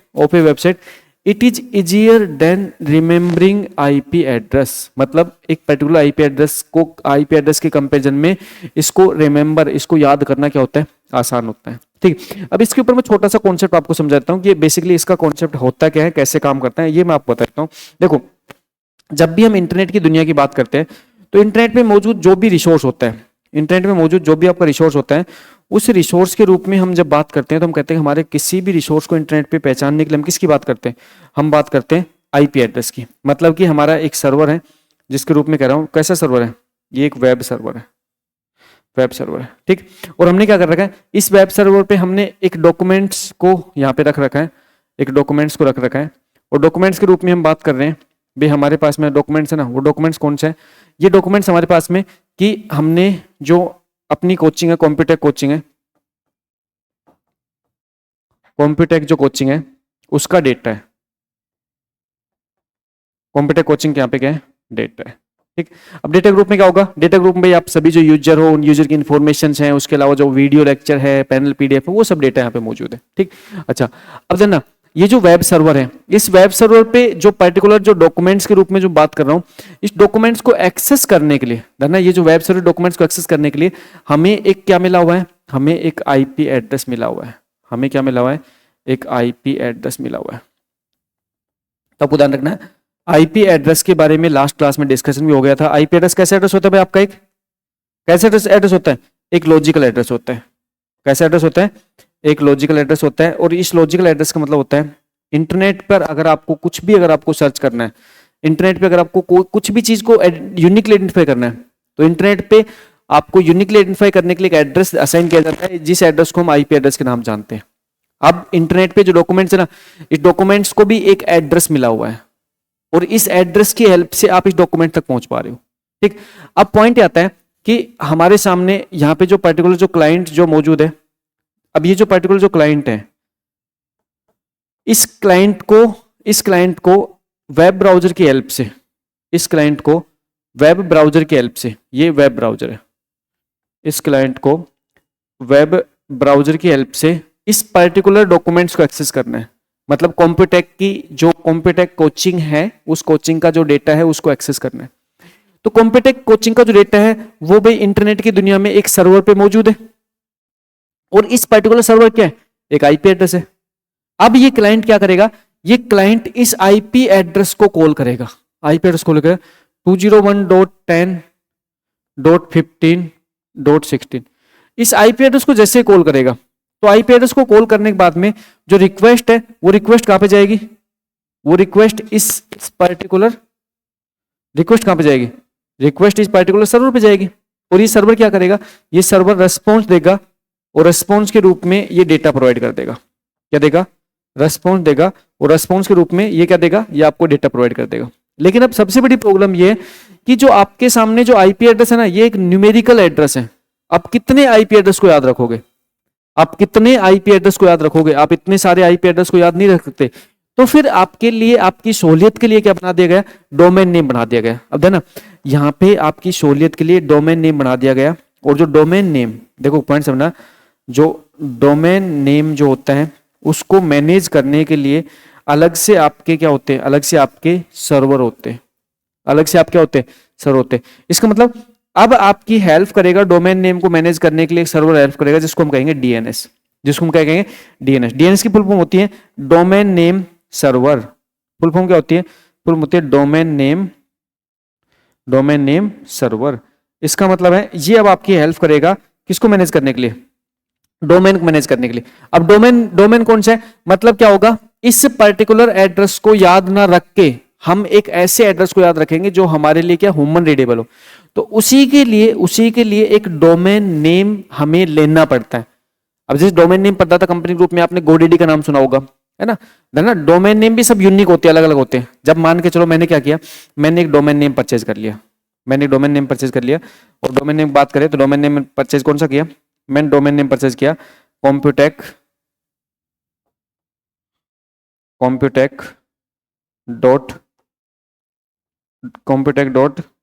classx.co.in। देखो ये क्या है, ये एक डोमेन नेम है, ये क्या है, डोमेन नेम। और इस डोमेन नेम के रेफरेंस में जो आईपी एड्रेस है, वो आईपी एड्रेस कौन सा है, वो आईपी एड्रेस है 201.10.15.16। अब आपके सामने फैसिलिटी क्या होती है, अब आपके सामने फैसिलिटी होती है कि आप जब इस पर्टिकुलर वेब डॉक्यूमेंट्स को एक्सेस करना चाहते हो ना, तो आप क्या करो, आप इस डोमेन नेम को टाइप करो। यहाँ पे आप क्या करो, आप डोमेन नेम टाइप करो। कैसे डोमेन नेम टाइप करोगे, आप टाइप करोगे computec.classx.co.in। जैसे आप ये डोमेन नेम टाइप करोगे तो सबसे पहले आपकी रिक्वेस्ट है ना, वो रिक्वेस्ट किस पास जाएगी, सबसे पहले रिक्वेस्ट इस डीएनएस के पास जाएगी। और ये डीएनएस क्या करेगा, डीएनएस आपको रिप्लाई के रूप में, डीएनएस आपको रिप्लाई के रूप में क्या देगा, ये एक आईपी एड्रेस प्रोवाइड कर देगा। क्या देगा, एक आईपी एड्रेस प्रोवाइड कर देगा। और इस आईपी एड्रेस को मिलने के बाद में, ये जो आईपी एड्रेस आपको मिल जाएगा, इस आईपी एड्रेस के मिलने के बाद में आप रिक्वेस्ट किस करोगे, आप रिक्वेस्ट करोगे इस पर्टिकुलर वेब सर्वर को जहां से आपको डॉक्यूमेंट्स लेना होता है। तो अब आपकी हेल्प करने के लिए कौन आ गया, अब आपकी हेल्प करने के लिए आ गया डीएनएस। तो डीएनएस बेसिकली करता क्या है, डीएनएस करता है डोमेन नेम को आईपी एड्रेस में कन्वर्ट। क्या करते हैं, डोमेन नेम को आईपी एड्रेस में कन्वर्ट। तो ये कॉन्सेप्ट भी आपको ध्यान रखना है, अच्छा कॉन्सेप्ट है, ठीक है। तो डीएनएस का कॉन्सेप्ट आपको याद हो गया। डीएनएस ने आपकी क्या हेल्प की कि भाई बार बार आप क्या नहीं, आप ये न्यूमेरिकल एड्रेस है ना, इसको याद नहीं करना चाहते, तो आप क्या करोगे, आप डोमेन नेम की सहायता से आप क्या करोगे, इस पर्टिकुलर डॉक्यूमेंट्स को एक्सेस कर लोगे। क्यों, क्योंकि डोमेन नेम की सहायता जब आप इस डॉक्यूमेंट्स को एक्सेस करोगे ना, तो सबसे पहले आपकी रिक्वेस्ट किसके पास जाएगी, डीएनएस के पास जाएगी। और डीएनएस आपके डोमेन नेम से रिलेटेड जो आईपी एड्रेस है वो आपको प्रोवाइड कर देगा। फिर उसके बाद में आपकी रिक्वेस्ट कहां चली जाएगी, उस पर्टिकुलर सर्वर पे चली जाएगी जहां पे डॉक्यूमेंट्स आपका मौजूद है, ठीक है। तो ये बहुत अच्छा कॉन्सेप्ट है जो आपको क्या करना है, ध्यान रखना है। ओके, इसी कॉन्सेप्ट से रिलेटेड हमने ये कॉन्सेप्ट की बात की है, डोमेन नेम की बात की है। तो डोमेन नेम क्या है, एक ह्यूमन रीडेबल नेम होता है किसी वेबसाइट का। क्योंकि आईपी एड्रेस को याद करना हमारे लिए क्या होता है, हमारे लिए प्रॉब्लम्स का विषय होता है, इसलिए हम डोमेन नेम की बात करते हैं। जैसे google.com, youtube.com, ठीक है, opinio.com, ये सारे क्या, ये सारे आप डोमेन नेम के एग्जाम्पल है, ठीक है। अच्छा, उसके बाद नेक्स्ट बात करें तो नेक्स्ट हम बात करेंगे कि हमारे पास में जो डीएनएस होता है, डीएनएस क्या होता है। तो अभी जस्ट मैंने आपको कॉन्सेप्ट रूप में समझाया डीएनएस के बारे में। तो डीएनएस क्या होता है, DNS is the internet phone book. भाई आपके इंटरनेट की फोन बुक होती है ना, फोन बुक तो होगी इंटरनेट पे, क्योंकि क्या करता है, ये डोमेन नेम को उसके आईपी एड्रेस से क्या करता है, मैप करता है। तो इंटरनेट की क्या है, एक फोन बुक है, ठीक। इट कन्वर्ट डोमेन नेम, ये कन्वर्ट करता है किसको, डोमेन नेम को। और किस में कन्वर्ट करता है ना, ये कन्वर्ट करता है किसको, डोमेन नेम को। और किस में कन्वर्ट करता है, आईपी एड्रेस में। सो ब्राउजर कैन लोड वेबसाइट, जिससे कि ब्राउजर आपके वेबसाइट को क्या कर सके, लोड कर सके। तो डीएनएस क्या है, इंटरनेट की फोन बुक है। यह डोमेन नेम को आईपी एड्रेस में बदलता है ताकि ब्राउजर वेबसाइट खोल सके, ओपन कर सके, ठीक है। अच्छा, अब जैसे आपने क्या किया, आपने इस पर्टिकुलर यूआरएल्स के रूप में आपने इस डोमेन को टाइप किया। तो ये डोमेन से रिलेटेड जो आईपी एड्रेस है ना, इसको कन्वर्जन का काम कौन करेगा, डीएनएस करेगा, ठीक है। तो डीएनएस क्या करेगा, कन्वर्ट कर देगा आपके डोमेन नेम को आईपी एड्रेस में, ठीक है। ये पॉइंट आपको ध्यान रखना है, अच्छा पॉइंट है। इससे रिलेटेड क्वेश्चन देख लेते हैं। देखो, इन द यूआरएल https, ठीक है, उसके बाद www.google.com, फिर search which part is domain name, इसमें से कौन सा डोमेन नेम है, बताओ भैया इसमें से कौन सा पार्ट आपका डोमेन नेम है। https ये डोमेन नेम है क्या, नहीं, ये तो क्या है, ये तो प्रोटोकॉल है। ये तो क्या भैया, अब तो प्रोटोकॉल है, ठीक। www.google.com ये डोमेन नेम है क्या, हाँ बिल्कुल ये डोमेन नेम है। ये क्या है, आपका डोमेन नेम है। ये सही बात है, ये आपका क्या है, ये आपका डोमेन नेम है। और इसी के बारे में आपसे पूछा है कि डोमेन नेम क्या होता है, ये आपका डोमेन नेम, ठीक है। ये सर्च, ये क्या है आपका, ये पाथ है भैया आपका, है ना, ये आपका पाथ है, ठीक है। और डोमेन नेम के बारे में आपसे पूछा है। नेक्स्ट बात करते हैं, what does URL stand for. URL का मतलब क्या होता है, यूआरएल की फुल फॉर्म है ना, यूआरएल स्टैंड। यूआरएल क्या होता है भाई, फटाक से बता दीजिए क्या होता है, यूनिफॉर्म रिसोर्स लोकेटर। यहां पे यूआरएल की बात करते क्या होता है, यूनिफॉर्म रिसोर्स लोकेटर होता है, ठीक है। तो राइट आंसर क्या बनेगा, ए, है ना, यूनिफॉर्म रिसोर्स लोकेटर होता है, ठीक है। एग्जाम में आपसे कई बार क्वेश्चन पूछता है यूआरएल फुल फॉर्म, ठीक है। Which of the following is a TLD. TLD मतलब टॉप लेवल डोमेन। टीएलडी की फुल फॉर्म होती है top level domain, top level domain, top level domain. अब ध्यान, जब भी हम डोमेन नेम की बात करते हैं, देखो जब भी हम डोमेन नेम की बात करते हैं, जब भी हम डोमेन नेम की बात करते हैं तो डोमेन नेम आपका इस टाइप से होता है। जैसे डोमेन नेम की बात करें, डोमेन नेम आपका इस टाइप से होता है। जैसे आपका डोमेन नेम हो गया www.google.com। तो देखो ये जो .com होता है ना, .com होता है, ये तो होता है क्या, टीएलडी, टॉप लेवल डोमेन होता है, ठीक है। अच्छा, उसके बाद ये जो www होता है ना, ये क्या होता है, ये होता है सब डोमेन, ये क्या होता है? ये होता है सब डोमेन। और जो गूगल है ना, गूगल है, ये क्या है? ये आपका सेकंड लेवल डोमेन है, second level domain, then second level domain कह दो, या फिर इसको मेन डोमेन भी कह सकते हैं, इसको हम कह सकते हैं मेन डोमेन, है ना, इसको हम मेन डोमेन भी कह सकते हैं। ठीक है, तो आप डोमेन्स के अंदर इंटरनल अगर आप जानना चाहते हो तो इंटरनल आप इन कॉन्सेप्ट को ध्यान रख लेना। तो आपके डॉट कॉम जो है, ये डॉट कॉम क्या हो गया? आपका टॉप लेवल डोमेन हो गया। ठीक है, डॉट कॉम क्या हो गया? आपका टॉप लेवल डोमेन हो गया। ठीक है, ये पॉइंट आप ध्यान रख लेना। DNS translate domain name to, बताओ भी फटाक से आंसर दीजिए। डीएनएस आपके डोमेन नेम को किस में ट्रांसलेट करता है? डीएनएस आपके डोमेन नेम किस में ट्रांसलेट करता है? डीएनएस डोमेन नेम सिस्टम है ना, डोमेन नेम सिस्टम आपके डोमेन नेम को किस में ट्रांसलेट करता है? किसमें? आईपी एड्रेस में। ठीक है, तो डीएनएस क्या होता है? अगर डीएनएस की बात करें तो क्या होता है? एक डोमेन नेम सर्वर होता है, डोमेन नेम सर्वर होता है जो आपकी हेल्प करता है। हेल्प करता है किसको? हेल्प करता है आपकी किसमें? डोमेन नेम को कन्वर्ट किस में करने के लिए? आईपी एड्रेस में कन्वर्ट करने के लिए आपकी हेल्प करता है। ठीक है, ये पॉइंट आपने बहुत अच्छे से डिस्कशन कर लिए, जस्ट मैंने अभी आपको डिस्कशन करके बताइए। ठीक है, ये पॉइंट आपको ध्यान रखना है। अच्छा, अब देखो, अब आपके कुछ क्वेश्चंस आपके रिलेटेड हैं, जो क्वेश्चंस आपके क्या ऑलरेडी प्रीवियस ईयर क्वेश्चन है, मतलब पहले से आए हुए कुछ क्वेश्चंस हैं जो हम आपको डिस्कशन कर रहे हैं वहाँ पे। तो ये आपका क्या है? ये आपका पीवाईक्यू है ना, प्रीवियस ईयर क्वेश्चंस है। तो ये आपके प्रीवियस ईयर क्वेश्चन का मैंने स्क्रीनशॉट ले रखा है। इसी क्वेश्चंस को यहाँ पे मैंने क्या कर रखा है, यहाँ पे हिंदी इंग्लिश में कन्वर्ट करके मैंने आपके सामने यहाँ पे दिखा रखा है। तो ये आपके एनटीए यूजीसी नेट के एग्जाम में आया हुआ क्वेश्चन है, और क्वेश्चन ये cloud computing has the following distinct characteristic. Cloud computing जो होते हैं उसकी कौन कौन सी विशेषताएं होती है? ठीक है, तो बताना है।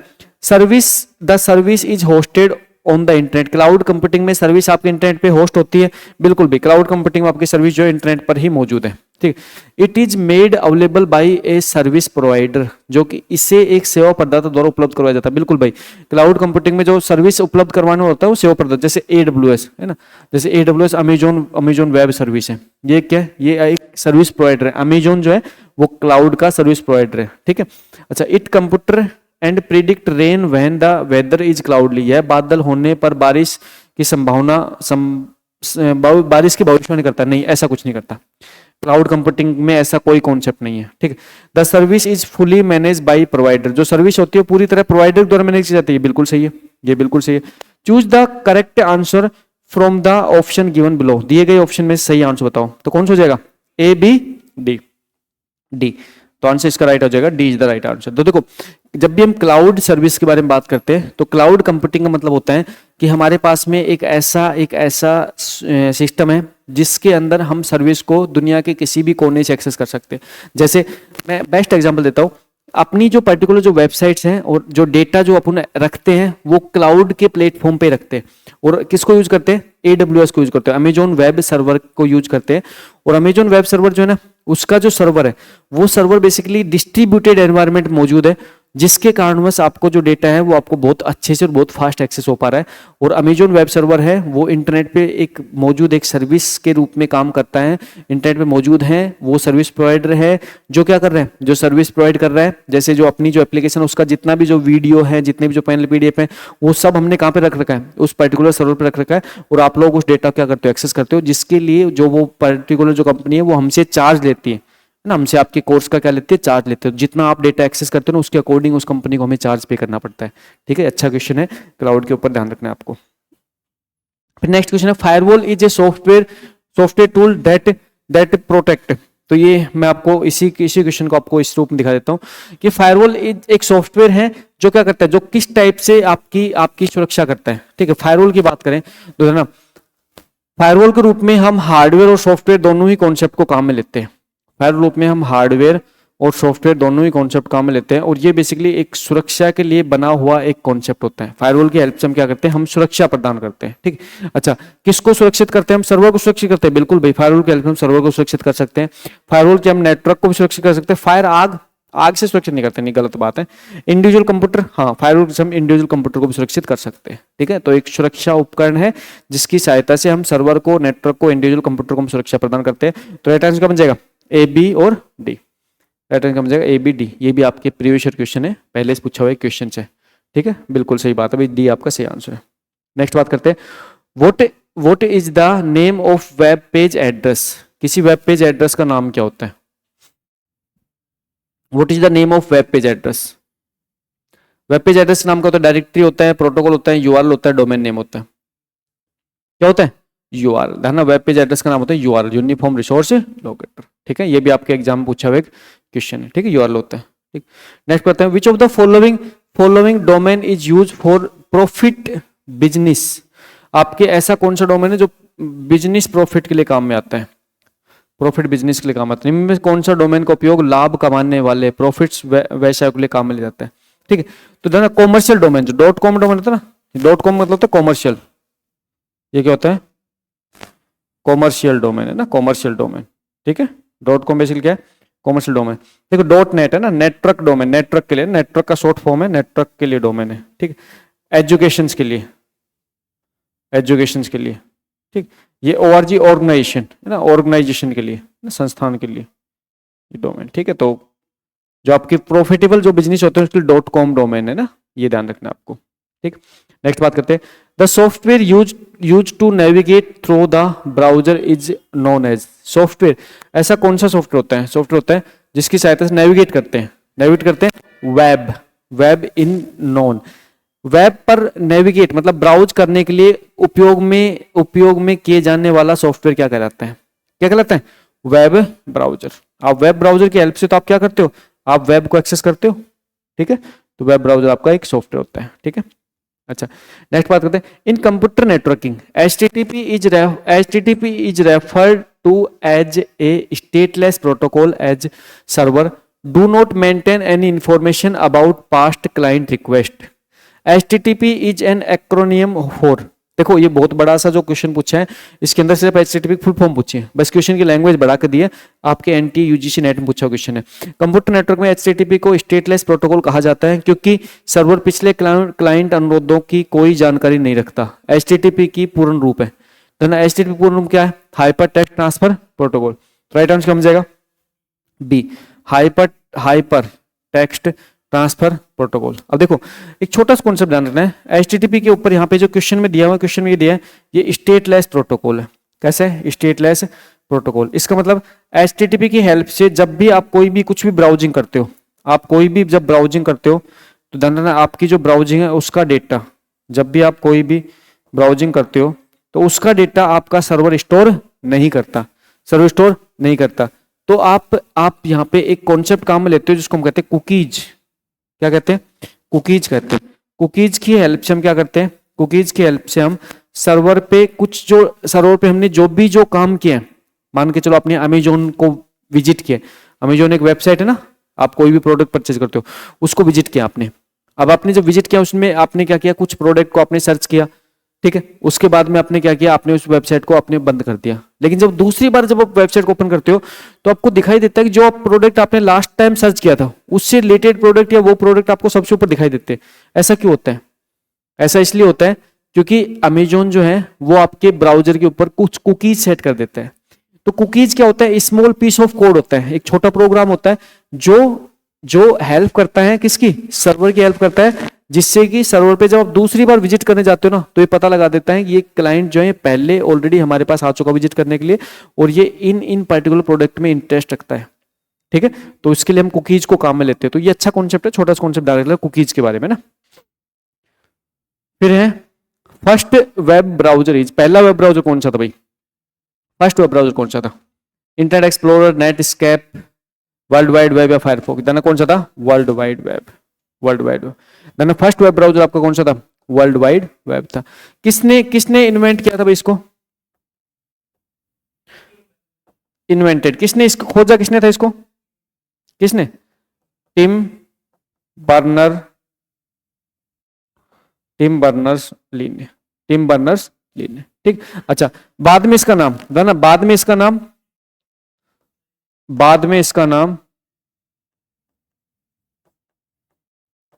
नाम नेम क्या कर दिया था? नेक्सस कर दिया था।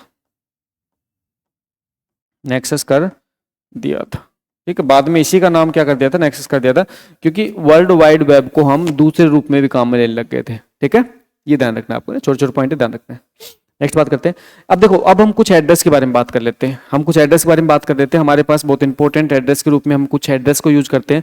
जैसे भाई सिंपल सी बात है, आपके घर तक जब कोई चिट्ठी पत्री पहुंचती है तो वो भी एक पर्टिकुलर एड्रेस की हेल्प से पहुंचती है।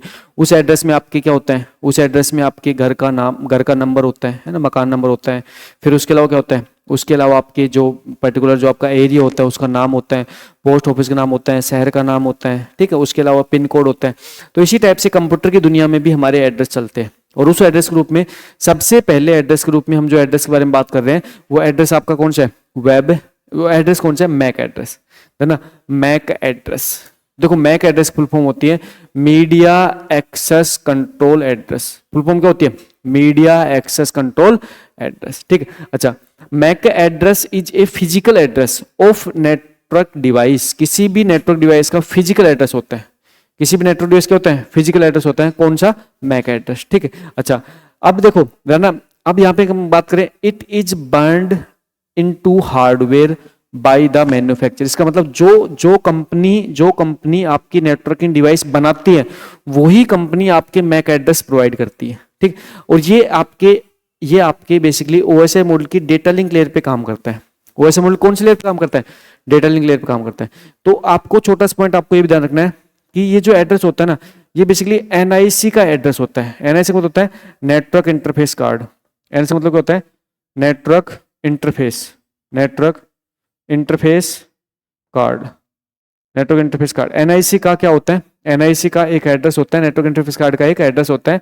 और एनआईसी जो है वो आपके नेटवर्किंग डिवाइस के रूप में, जितनी भी नेटवर्किंग डिवाइस आती है आपका, चाहे लैपटॉप हो चाहे डेस्कटॉप हो, कोई भी जो नेटवर्क डिवाइस है, उन सभी नेटवर्क डिवाइस में जब आप उसको नेटवर्क से जोड़ते हो तो उसके लिए आपकी हेल्प करने के लिए एक डिवाइस आती है, उसको हम बोलते हैं एनआईसी। और एनआईसी जो है उसको मैंने नेटवर्क डिवाइस में आपको पढ़ाया भी था। तो उसको दिए जाने वाले एक एड्रेस होता है जिसको हम क्या कहते हैं, जिसको हम कहते हैं मैक एड्रेस, ठीक है। ये पॉइंट आपको ध्यान रखना है। अच्छा, यही पॉइंट्स के बारे में मैंने डिस्कस किया है। अच्छा, ये कैसा होता है, ये परमानेंट एड्रेस होता है। ये कैसे होता है, ये परमानेंट एड्रेस होता है जो चेंज नहीं होता, ठीक है। ये 48 बिट का एड्रेस होता है। ये बहुत इंपॉर्टेंट पॉइंट है। मैक एड्रेस का जो साइज होता है वो 48 बिट होता है। कितने बिट होता है, 48 बिट। 48 बिट्स को अगर हम बाइट में बात करूं तो कितने बाइट होता है, 6 बाइट। 48 बिट या 6 बाइट का एड्रेस होता है। एग्जांपल बात करें तो इस टाइप का जो एड्रेस आपको दिखाई देता है ना, वो एक मैक एड्रेस होता है। ये क्या होता है, एक मैक एड्रेस, ठीक है। इसको हम कैसे करते हैं, इसको हम रिप्रेजेंट करते हैं हेक्साडेसिमल फॉर्मेट में। कैसे करते हैं, हेक्साडेसिमल फॉर्मेट में। इसको हम बेसिकली हेक्साडेसिमल फॉर्मेट में रिप्रेजेंट करते हैं, ठीक है। यूनिक फॉर एवरी डिवाइस, प्रत्येक डिवाइस, जितनी भी आपके नेटवर्क डिवाइस है ना, सभी डिवाइस का मैक एड्रेस अलग अलग होता है, यूनिक होता है, ठीक है। और इसको बेसिकली काम में लेते हैं लैन के अंदर कम्युनिकेशन करने के लिए, लोकल एरिया नेटवर्क के अंदर। मतलब यहाँ बात करें तो हम बात कर रहे हैं local area network, local area network के अंदर कम्युनिकेशंस करने के लिए इसको काम में लेते हैं, ठीक है। तो लैन में जो डिवाइस आपकी कनेक्टेड होती है, उन डिवाइस के बीच में जो कम्युनिकेशन होता है वो बेसिकली मैक एड्रेस की हेल्प से होता है, ठीक है। तो आपको मैक एड्रेस के ऊपर मैंने सारे पॉइंट्स, इंपॉर्टेंट पॉइंट बता दिया। कितने बिट का होता है, 48 बिट्स का होता है। 48 बिट्स को अगर बाइट में कन्वर्ट करो तो 6 बाइट का होता है ना। किस टाइप से होता है, इस टाइप से लिखा होता है। जो आपकी फॉर्मेटिंग ऐसी है जो हेक्साडेसिमल फॉर्मेट है ना, हेक्साडेसिमल फॉर्मेटिंग का एड्रेस होता है। फिर अगर बात करें तो ये आपके प्रत्येक डिवाइस के लिए होता है। और ये कैसे होता है, लैन में कम्युनिकेशन करने के लिए आपके काम आता है, ठीक है। फिर उसके अलावा जिस पॉइंट्स की बात करें तो नेक्स्ट पॉइंट आता है आपका आईपी एड्रेस। नेक्स्ट पॉइंट आता है आईपी एड्रेस, है ना। आईपी एड्रेस में होता है इंटरनेट प्रोटोकॉल एड्रेस। और आईपी एड्रेस को हम बेसिकली लॉजिकल एड्रेस के नाम से भी जानते हैं, है ना। मैक एड्रेस आपका फिजिकल एड्रेस होता है और आईपी एड्रेस कैसे होता है, एक लॉजिकल एड्रेस होता है। कैसा एड्रेस होता है, लॉजिकल एड्रेस होता है। तो आईपी एड्रेस के बारे में देखो, IP address is a logical address used to identify a device on network. It can be change and assign by DHCP. ध्यान, ये चेंज होता है और असाइन किया जाता है किसकी तरह, डीएचसीपी। और डीएचसीपी की जो फुल फॉर्म होती है वो भी छोटा सा कॉन्सेप्ट ध्यान रख लेना आप। इसकी फुल फॉर्म होती है dynamic host configuration, dynamic host configuration protocol. Dynamic host configuration protocol, ठीक है, DHCP। तो बेसिकली जो आपका आईपी एड्रेस होता है वो आईपी एड्रेस आपके डिवाइस को दिए जाने वाला एक लॉजिकल एड्रेस होता है, और ये एड्रेस आपके डिवाइस को तब मिलता है जब आपका डिवाइस इंटरनेट से कनेक्ट होता है। इसका मतलब सिंपल सी बात है कि मान चलो आपके पास में आपका एक डिवाइस है, आपके पास आपका कंप्यूटर है, इस कंप्यूटर को आप किससे, आप आईएसपी की हेल्प से आप किससे जुड़ना चाहते हो, आप आईएसपी की हेल्प से आप इंटरनेट से जोड़ना चाहते हो। किस जोड़ना चाहते हो, इंटरनेट से जोड़ना चाहते हो, ठीक है। तो आईएसपी की हेल्प से इंटरनेट जोड़ना चाहते हो, तो उस टाइम पे ये जो पर्टिकुलर डिवाइस है, इस डिवाइस को आइडेंटिफाई करने के लिए एक स्पेसिफिक टाइप का एक एड्रेस दिया जाता है, जिस एड्रेस को हम क्या कहते हैं, जिस एड्रेस को हम आईपी एड्रेस कहते हैं, है ना। ये जो स्पेसिफिक एड्रेस गिवन है ना, ये एड्रेस आप कैसे होता है, ये एड्रेस आपका आईपी एड्रेस होता है, ठीक है। तो जब भी आप अपने मोबाइल फोन में इंटरनेट ऑन करते हो तो उस टाइम पे आपका जो आईएसपी होता है ना, इंटरनेट सर्विस प्रोवाइडर होता है, वो आईएसपी आपको एक एड्रेस देता है, और वो एड्रेस आपका कैसा होता है, वो आपका आईपी एड्रेस होता है, लॉजिकल एड्रेस होता है, ठीक है। अब आईपी एड्रेस भी दो टाइप के होते हैं, IPv4 IPv6। इसके बारे में छोटे छोटे पॉइंट, बेसिक पॉइंट आपको ध्यान रखना है, अभी मैं बताने वाला हूँ। ये सारे पॉइंट आपको याद हो गए। आईपी एड्रेस क्या होता है, एक लॉजिकल एड्रेस होता है, आपके डिवाइस को कब मिलता है, जब आपका डिवाइस इंटरनेट से कनेक्ट होता है, ठीक है। कौन असाइन करता है, DHCP, dynamic host configuration protocol से आपको असाइन करता है। और जनरली आप जब अपने मोबाइल फोन में इंटरनेट चलाते हो तो आपके आईएसपी आपको क्या देता है, आपको एक आईपी एड्रेस आपको असाइन करता है, ठीक है। ये पॉइंट आपको ध्यान रखना है। अच्छा, प्रकार देखो, दो प्रकार के होते हैं, एक तो होता है IPv4, एक होता है IPv6। IPv4 मतलब इंटरनेट प्रोटोकॉल वर्जन 4। इसकी बात करें तो हम बात करें, यहाँ पे हम बात करते हैं इंटरनेट प्रोटोकॉल वर्जन 4, ठीक है। और IPv6 क्या है, वर्जन 6 है। ये क्या है, ये आपका इंटरनेट प्रोटोकॉल का वर्जन क्या है, वर्जन 6 है। IPv6 जो है 32 बिट का एड्रेस होता है ना, 32 बिट का एड्रेस होता है। 32 बिट का एग्जांपल, 32 बिट का एड्रेस का ये एग्जांपल है, ये क्या है, एग्जांपल है। अब देखो यहाँ पे क्या होता है, यहाँ पे आपके पास में एड्रेस की जो फॉर्मेटिंग होती है, किस टाइप से होती है समझो। देखो एड्रेस की फॉर्मेटिंग होती है, उसके अंदर आपके 4 ऑक्टेंट होते हैं, मतलब आपके पास में 1 2 3 4, ये 4 ऑक्टेंट। इनकी जो रेंज होती है ना, ये होते हैं 0 से लेके 255 के बीच, 0 255, फिर डॉट, फिर दूसरा जो होता है वो भी 0 से लेके 255 के बीच, फिर एक डॉट, फिर तीसरा होता है वो 0 से लेके 255 के बीच, फिर एक डॉट, फिर चौथा होता है 0 से लेके 255 के बीच, है ना। ये इनकी रेंज होती है, ये इनकी रेंज होती है। इस रेंज में जो आईपी एड्रेस होता है वो एक वैलिड आईपी एड्रेस होता है। जैसे एग्जांपल की बात करें तो आईपी एड्रेस रूप में लिखा है, यहाँ पे लिखा 10.20.30.40, ये एक वैलिड आईपी एड्रेस है, सही आईपी एड्रेस है, ठीक है। फिर मैंने लिखा है यहाँ पे 200.10.60.90, ये क्या है, ये एक सही आईपी एड्रेस है। फिर जैसे मैं आईपी एड्रेस लिखा 210, फिर मैंने लिखा 310, फिर मैंने लिखा 10, फिर मैंने लिखा 50, ये कैसा है, ये एक इनवैलिड आईपी एड्रेस है। क्यों, देखो यहाँ पे समझो इनवैलिड क्यों है, गलत क्यों है, इनवैलिड है। ये इनवैलिड क्यों है, देखो यहाँ पे 310 आ गया, 310 इसकी रेंज में नहीं है, रेंज इसकी 0 से 255 के बीच ही होनी चाहिए, ठीक है। फिर एक हमने आईपी एड्रेस लिखा जिसमें लिखा 201.10.50.60.10, ये कैसा है, ये एक इनवैलिड, ये भी इनवैलिड है, ये गलत है, ये भी कैसा है, इनवैलिड है, ये भी एक इनवैलिड है। ये इनवैलिड क्यों है भाई, देखो 1 2 3 4 5 आपके क्या हो गए, 5 आपके डेसिमल हो गए, 3 डॉट होने चाहिए, 1 2 3 होने चाहिए, 4 डॉट नहीं होने चाहिए, बीच में सिर्फ 3 डॉट होने चाहिए। तो वैलिड और इनवैलिड आईपी एड्रेस को आप अच्छे से पहचानना, इसके ऊपर एग्जाम में आपके फ्रीक्वेंटली क्वेश्चन बनता है। फिर एक होता है IPv6 जो एड्रेस होता है 128 बिट का एड्रेस होता है, 128 बिट का एड्रेस होता है। इसको हम जनरली हेक्साडेसिमल फॉर्मेट में लिखते हैं, ना। यहाँ पे ये जो एड्रेस होता है इसको हम डेसिमल फॉर्मेट में लिखते हैं। ये ऊपर वाला फॉर्मेट है ना, ये कैसा फॉर्मेट है, ये डेसिमल फॉर्मेट है, ये डेसिमल फॉर्मेट है। और नीचे वाला फॉर्मेट है, इसकी बात करें तो इसको हम हेक्साडेसिमल फॉर्मेट में लिखते हैं, इसको हम हेक्साडेसिमल फॉर्मेट में लिखते हैं, ठीक है। ये पॉइंट आपको ध्यान रखना है। फिर नेक्स्ट बात करें तो इनके ऊपर क्वेश्चन देख लेते हैं। क्वेश्चन क्या है, IPv4 and IPv6 are address use to identify computer on the internet. IPv4 और IPv6 एड्रेस जो होते हैं वो आपके इंटरनेट पे किसी कंप्यूटर को आइडेंटिफाई करने के लिए काम में आते हैं, बिल्कुल सही बात है। Find the correct statement out of the following, इनमें से आपको सही स्टेटमेंट बताना है कि आपके सही स्टेटमेंट कौन सा है, ठीक है। तो क्वेश्चन क्या है, क्वेश्चन है आपके कि IPv4 और IPv6 एड्रेस का उपयोग इंटरनेट पर कंप्यूटर की पहचान के लिए किया जाता है, निम्न में से कौन सा कथन सही है, सही चुनना है। Number of bits required for IPv4 address is more than number of bits required in IPv6। Number of bits जो होते हैं IPv6 में ज्यादा होते हैं, IPv6 में कम होते हैं। Number of bit required for IPv4 address is same as number of bit, नहीं, अलग अलग होते हैं। Number of bit required for IPv6 address is less than number of bit required for IPv6, बिल्कुल सही बात है। नंबर ऑफ बिट है ना, बिट्स की संख्या जो होती है वो IPv4 के अंदर कितनी होती है, 32 बिट होती है, और IPv6 के अंदर कितनी बिट होती है, कितनी हो, 128 बिट होती है, 128 बिट होती है, ठीक है। तो IPv6 में ज्यादा होती है, IPv4 में कम होती है, इसी के ऊपर आपके एग्जाम में क्वेश्चन पूछा हुआ है, ठीक है, ध्यान रखना।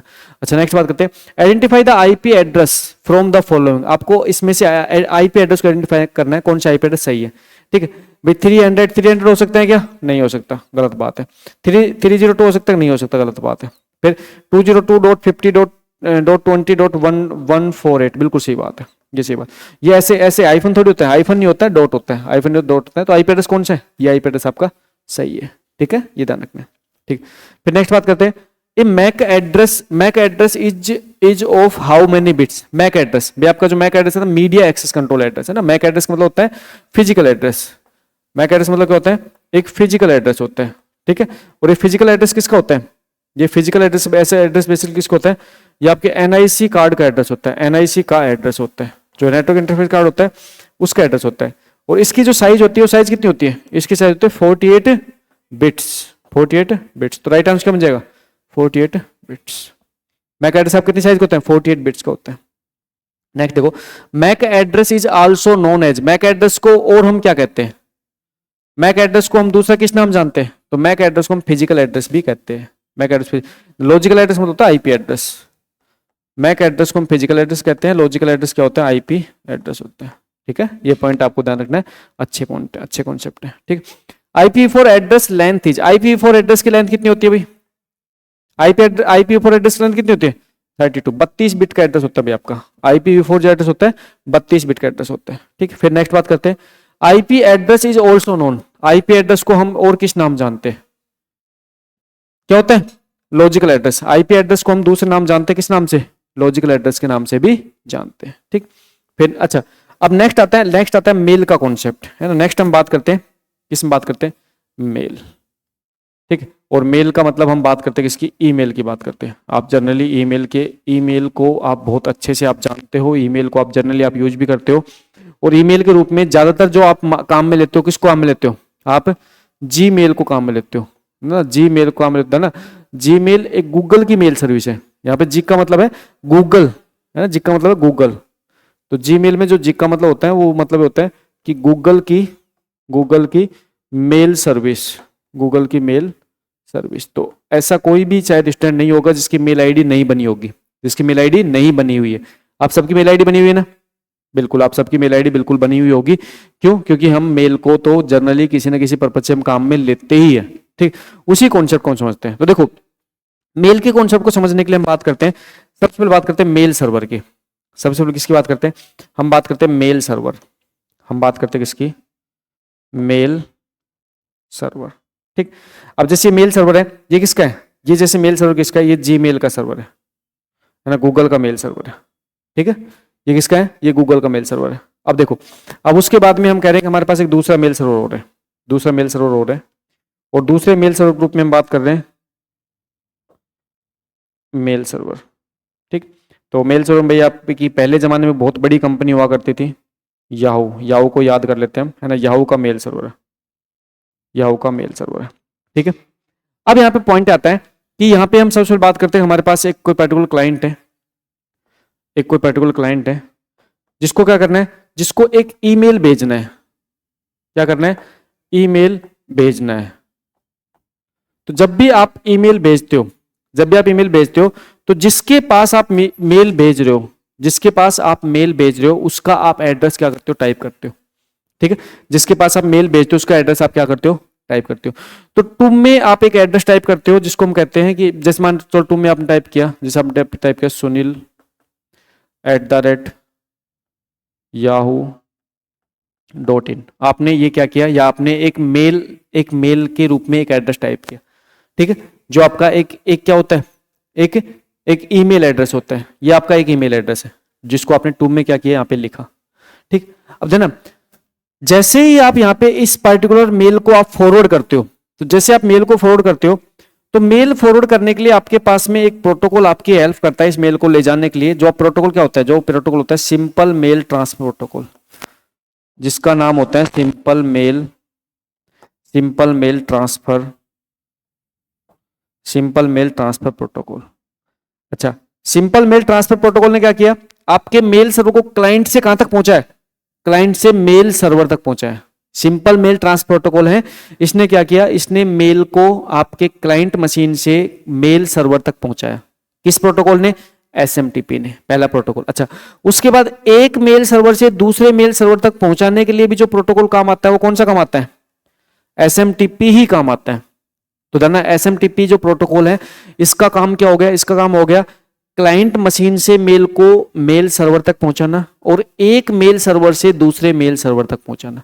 ये तो किसका काम हो गया, ये तो काम हो गया एसएमटीपी प्रोटोकॉल का। ठीक, अच्छा अब जिसके पास आपने मेल भेजा है, अब देखो जानना, अच्छा एक छोटा सा कॉन्सेप्ट और मैं आप पूछना चाहता हूं कि जिस पर्टिकुलर व्यक्ति के पास आप मेल भेजते हो क्या उसका ऑनलाइन होना जरूरी होता है मेल को प्राप्त करने के लिए, क्या उसका ऑनलाइन होना जरूरी होता है मेल को प्राप्त करने के लिए, नहीं, ऐसा कोई कॉन्सेप्ट नहीं है।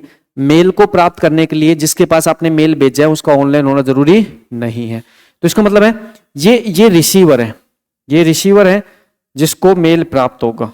अब ये रिसीवर जब भी ऑनलाइन आएगा, है ना, यहाँ पे जो क्लाइंट है ये क्या है, ये सेंडर है, मेल को भेजने वाला है, मेल को भेजने वाला। अब जब भी ये ऑनलाइन आएगा और ऑनलाइन आके और ये अपने मेल को ओपन करेगा तो उस टाइम पे ये क्या करेगा, ये अपने मेल सर्वर से कनेक्ट होगा। अब मेल सर्वर से जब कनेक्ट होता है ना, तो मेल सर्वर से कनेक्ट होने के बाद में जब ये मेल एक्सेस करता है तो दो प्रोटोकॉल की बात करता है। एक तो बात करता है POP3 और एक बात करता है क्या, IMAP की। IMAP POP3 है ना, ये ओल्ड वर्जन है, ये पहले के जमाने में काम आने वाला प्रोटोकॉल है, ओल्ड वर्जन है। ये क्या है, ये लेटेस्ट है, ये क्या है, लेटेस्ट है। अब देखो POP3 की बात करें तो POP3 की जो फुल फॉर्म होती है post office protocol, post office protocol, post office protocol version 3। और IMAP फुल फॉर्म क्या होती है, फुल फॉर्म क्या होती है, internet message access, internet message access protocol, जो आपका लेटेस्ट प्रोटोकॉल है, जो आपका लेटेस्ट प्रोटोकॉल है। अब देखो इनका डिफरेंस समझो, देखो जो POP3 जो प्रोटोकॉल जो पहले के जमाने में काम आता था, इस प्रोटोकॉल का काम क्या होता था, ये प्रोटोकॉल आपके मेल को मेल सर्वर से क्लाइंट मशीन पे डाउनलोड कर देता था। क्या कर देता था, डाउनलोड, आपके मेल सर्वर से क्लाइंट मशीन पे ये प्रोटोकॉल आपके मेल को डाउनलोड कर देता था। कौन सा, POP3। और एक बार जैसे आपके क्लाइंट मशीन पे मेल डाउनलोड हो जाता था ना, उसके बाद में ये जो मेल है ये आपके मेल सर्वर से डिलीट हो जाता था, मेल सर्वर डिलीट हो जाता था। इसका मतलब आप इस पर्टिकुलर प्रोटोकॉल्स की हेल्प से अपने मेल को सिर्फ एक बार एक्सेस कर सकते थे, क्योंकि पहले के जमाने में। लेकिन आज के दिन हम लेटेस्ट प्रोटोकॉल रूप में IMAP काम में लेते हैं, IMAP काम में लेते हैं। और जो IMAP जो प्रोटोकॉल है ना, ये प्रोटोकॉल बेसिकली आपकी हेल्प करता है कि आप मेल को मल्टीपल डिवाइस पे आप एक्सेस कर सकते हो, आप मेल को बिना डाउनलोड किए आप रीड कर सकते हो। तो ये सारी की सारी जो सुविधा आज के दिन आपको मेल के रूप में जो दिखाई देती है ना, ये मेल के रूप में सारी सुविधा इसलिए दिखाई देती है क्योंकि आज के दिन मेल रिसीव करने के लिए जो प्रोटोकॉल होता है वो कौन सा होता है, IMAP। बहुत अच्छा कॉन्सेप्ट है ना, मेल रिसीव करने के लिए दो प्रोटोकॉल होते हैं, पोप और IMAP।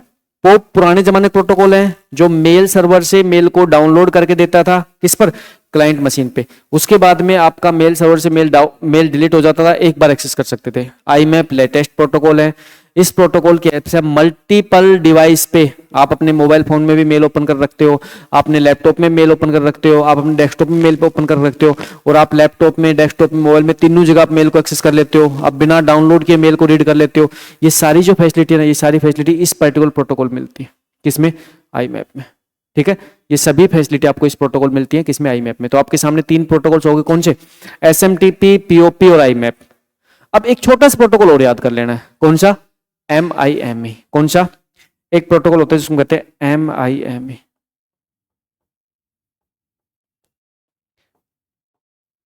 अब देखो यहां पे MIME जो प्रोटोकॉल होता है ये होता है मल्टीपर्पज इंटरनेट मेल एक्सटेंशन।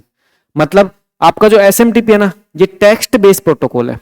ये कैसा प्रोटोकॉल है, SMTP, देखो ये सारे की बहुत अच्छे की पॉइंट बता रहा हूं। ये कैसा प्रोटोकॉल है, ये बेसिकली आपका टेक्स्ट बेस होता है। टेक्स्ट बेस्ड प्रोटोकॉल होता है। इसका मतलब सिर्फ इस प्रोटोकॉल की हेल्प से आप टेक्स्ट मैसेज को ही आप फॉरवर्ड कर सकते हो। अगर आप मल्टीमीडिया मैसेज फॉरवर्ड करना चाहते हो, मल्टीमीडिया मैसेज अगर आप फॉरवर्ड करना चाहते हो, तो मल्टीमीडिया मैसेज को फॉरवर्ड करने के लिए आपको एक दूसरा प्रोटोकॉल आपकी हेल्प करता है। कौन सा? MIME, multipurpose internet mail extension. ना इसकी फुल फॉर्म होती है multipurpose internet mail extension protocol, जो आपके मल्टीमीडिया फाइल, जैसे आपके क्या हो गया, आपके इमेज हो गया, आप क्या हो गया, आपके ऑडियो हो गया, आप क्या हो गया, आपके वीडियो हो गया, इमेज ऑडियो वीडियो, इस टाइप के डेटा को भी हम मेल के माध्यम से आज के दिन फॉरवर्ड करते हैं, है ना।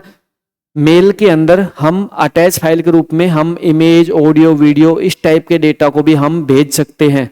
और ये भेजते हो ना, तो इसके लिए जो प्रोटोकॉल आपकी हेल्प करता है कौन सा करता है? MIME। तो आपके एग्जाम में कई बार क्वेश्चन पूछ जाता है कि टेक्स्ट के साथ अगर आपको कोई भी मल्टीमीडिया मैसेज अगर आपको फॉरवर्ड करना है मेल के रूप में, तो आप किस प्रोटोकॉल की हेल्प लेते हो? कौन से प्रोटोकॉल की हेल्प लेते हो? MIME। मेरे हिसाब से शायद यहाँ पे ये जो मैंने कॉन्सेप्ट बताया ना, इस कॉन्सेप्ट से बाहर आपका कोई भी क्वेश्चन नहीं बनता। इसमें मेल्स में, ठीक है, ध्यान रखना है। अब आप समझो यहाँ पे सबसे पहले बात करते हैं SMTP, जिसकी फुल फॉर्म होती है simple mail transfer protocol. SMTP क्या होता है? SMTP use to send email from client to mail server और from one mail server to another. देखो साफ साफ लिखा हुआ है, जो SMTP होता है, जो क्या करता है? सेंड करता है किसको? ईमेल को। कहां से? क्लाइंट से कहां तक? क्लाइंट से कहां तक सेंड करता है? क्लाइंट से मेल सर्वर तक, और एक मेल सर्वर से दूसरे मेल सर्वर पे। और ये आपके OSI मॉडल की एप्लीकेशन लेयर पे वर्क करता है। अगर आपसे पूछ लिया जाए कि OSI मॉडल की कौन सी लेयर पे वर्क करता है, तो आप ध्यान है OSI मॉडल की एप्लीकेशन लेयर पे वर्क करने वाला ये प्रोटोकॉल होता है, ठीक है। तो इसके बारे में आपको ध्यान रखना है। SMTP का उपयोग ईमेल भेजने के लिए किया जाता है। यह क्लाइंट से मेल सर्वर या एक मेल सर्वर से दूसरे मेल सर्वर तक मेल भेजता है, यह एप्लीकेशन लेयर पे कार्य करता है, ठीक। अच्छा, उसके बाद में नेक्स्ट प्रोटोकॉल ग्रुप में आपका प्रोटोकॉल होता है POP3, जिसको हम कहते हैं पोस्ट ऑफिस प्रोटोकॉल वर्जन 3, जिसको हम कहते हैं पोस्ट ऑफिस प्रोटोकॉल वर्जन 3।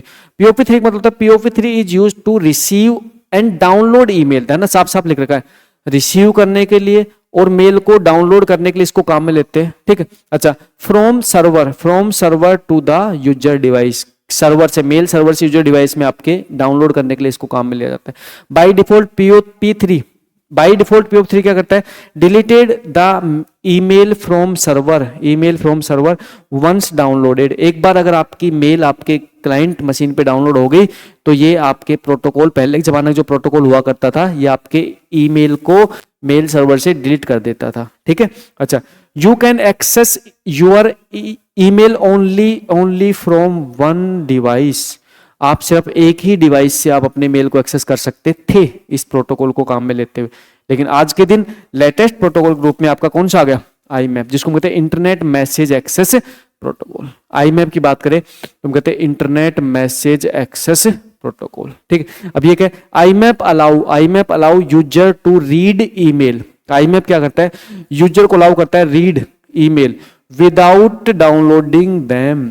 आप ईमेल को बिना डाउनलोड किए भी आप एक्सेस कर सकते हो IMAP की हेल्प से, ठीक, अच्छा पॉइंट है। अच्छा, email remain store on mail server. और ईमेल जो होता है ना, ईमेल है वो आपके मेल सर्वर पे आपके स्टोर रहती है, डिलीट नहीं होती। आप एक्सेस कर लो, आपकी डिलीट नहीं होगी। आप चाहो आप खुद से डिलीट करो तो डिलीट होगी, बिना आपके डिलीट के डिलीट नहीं होगी, ठीक है।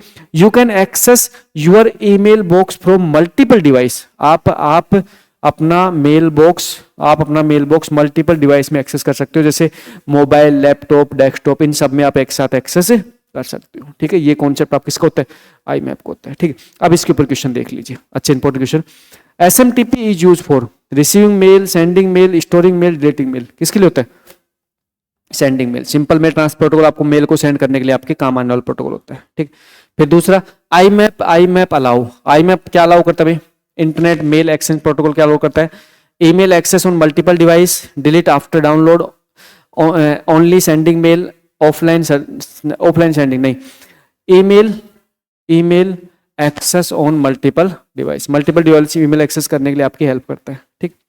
फिर SMTP work at which OSI layers, आपके OSI की कौन सी लेयर पे काम करता है, कौन SMTP, बताओ फटाक से बताओ आंसर। नेटवर्क, ट्रांसपोर्ट, एप्लीकेशन या डेटा लिंक?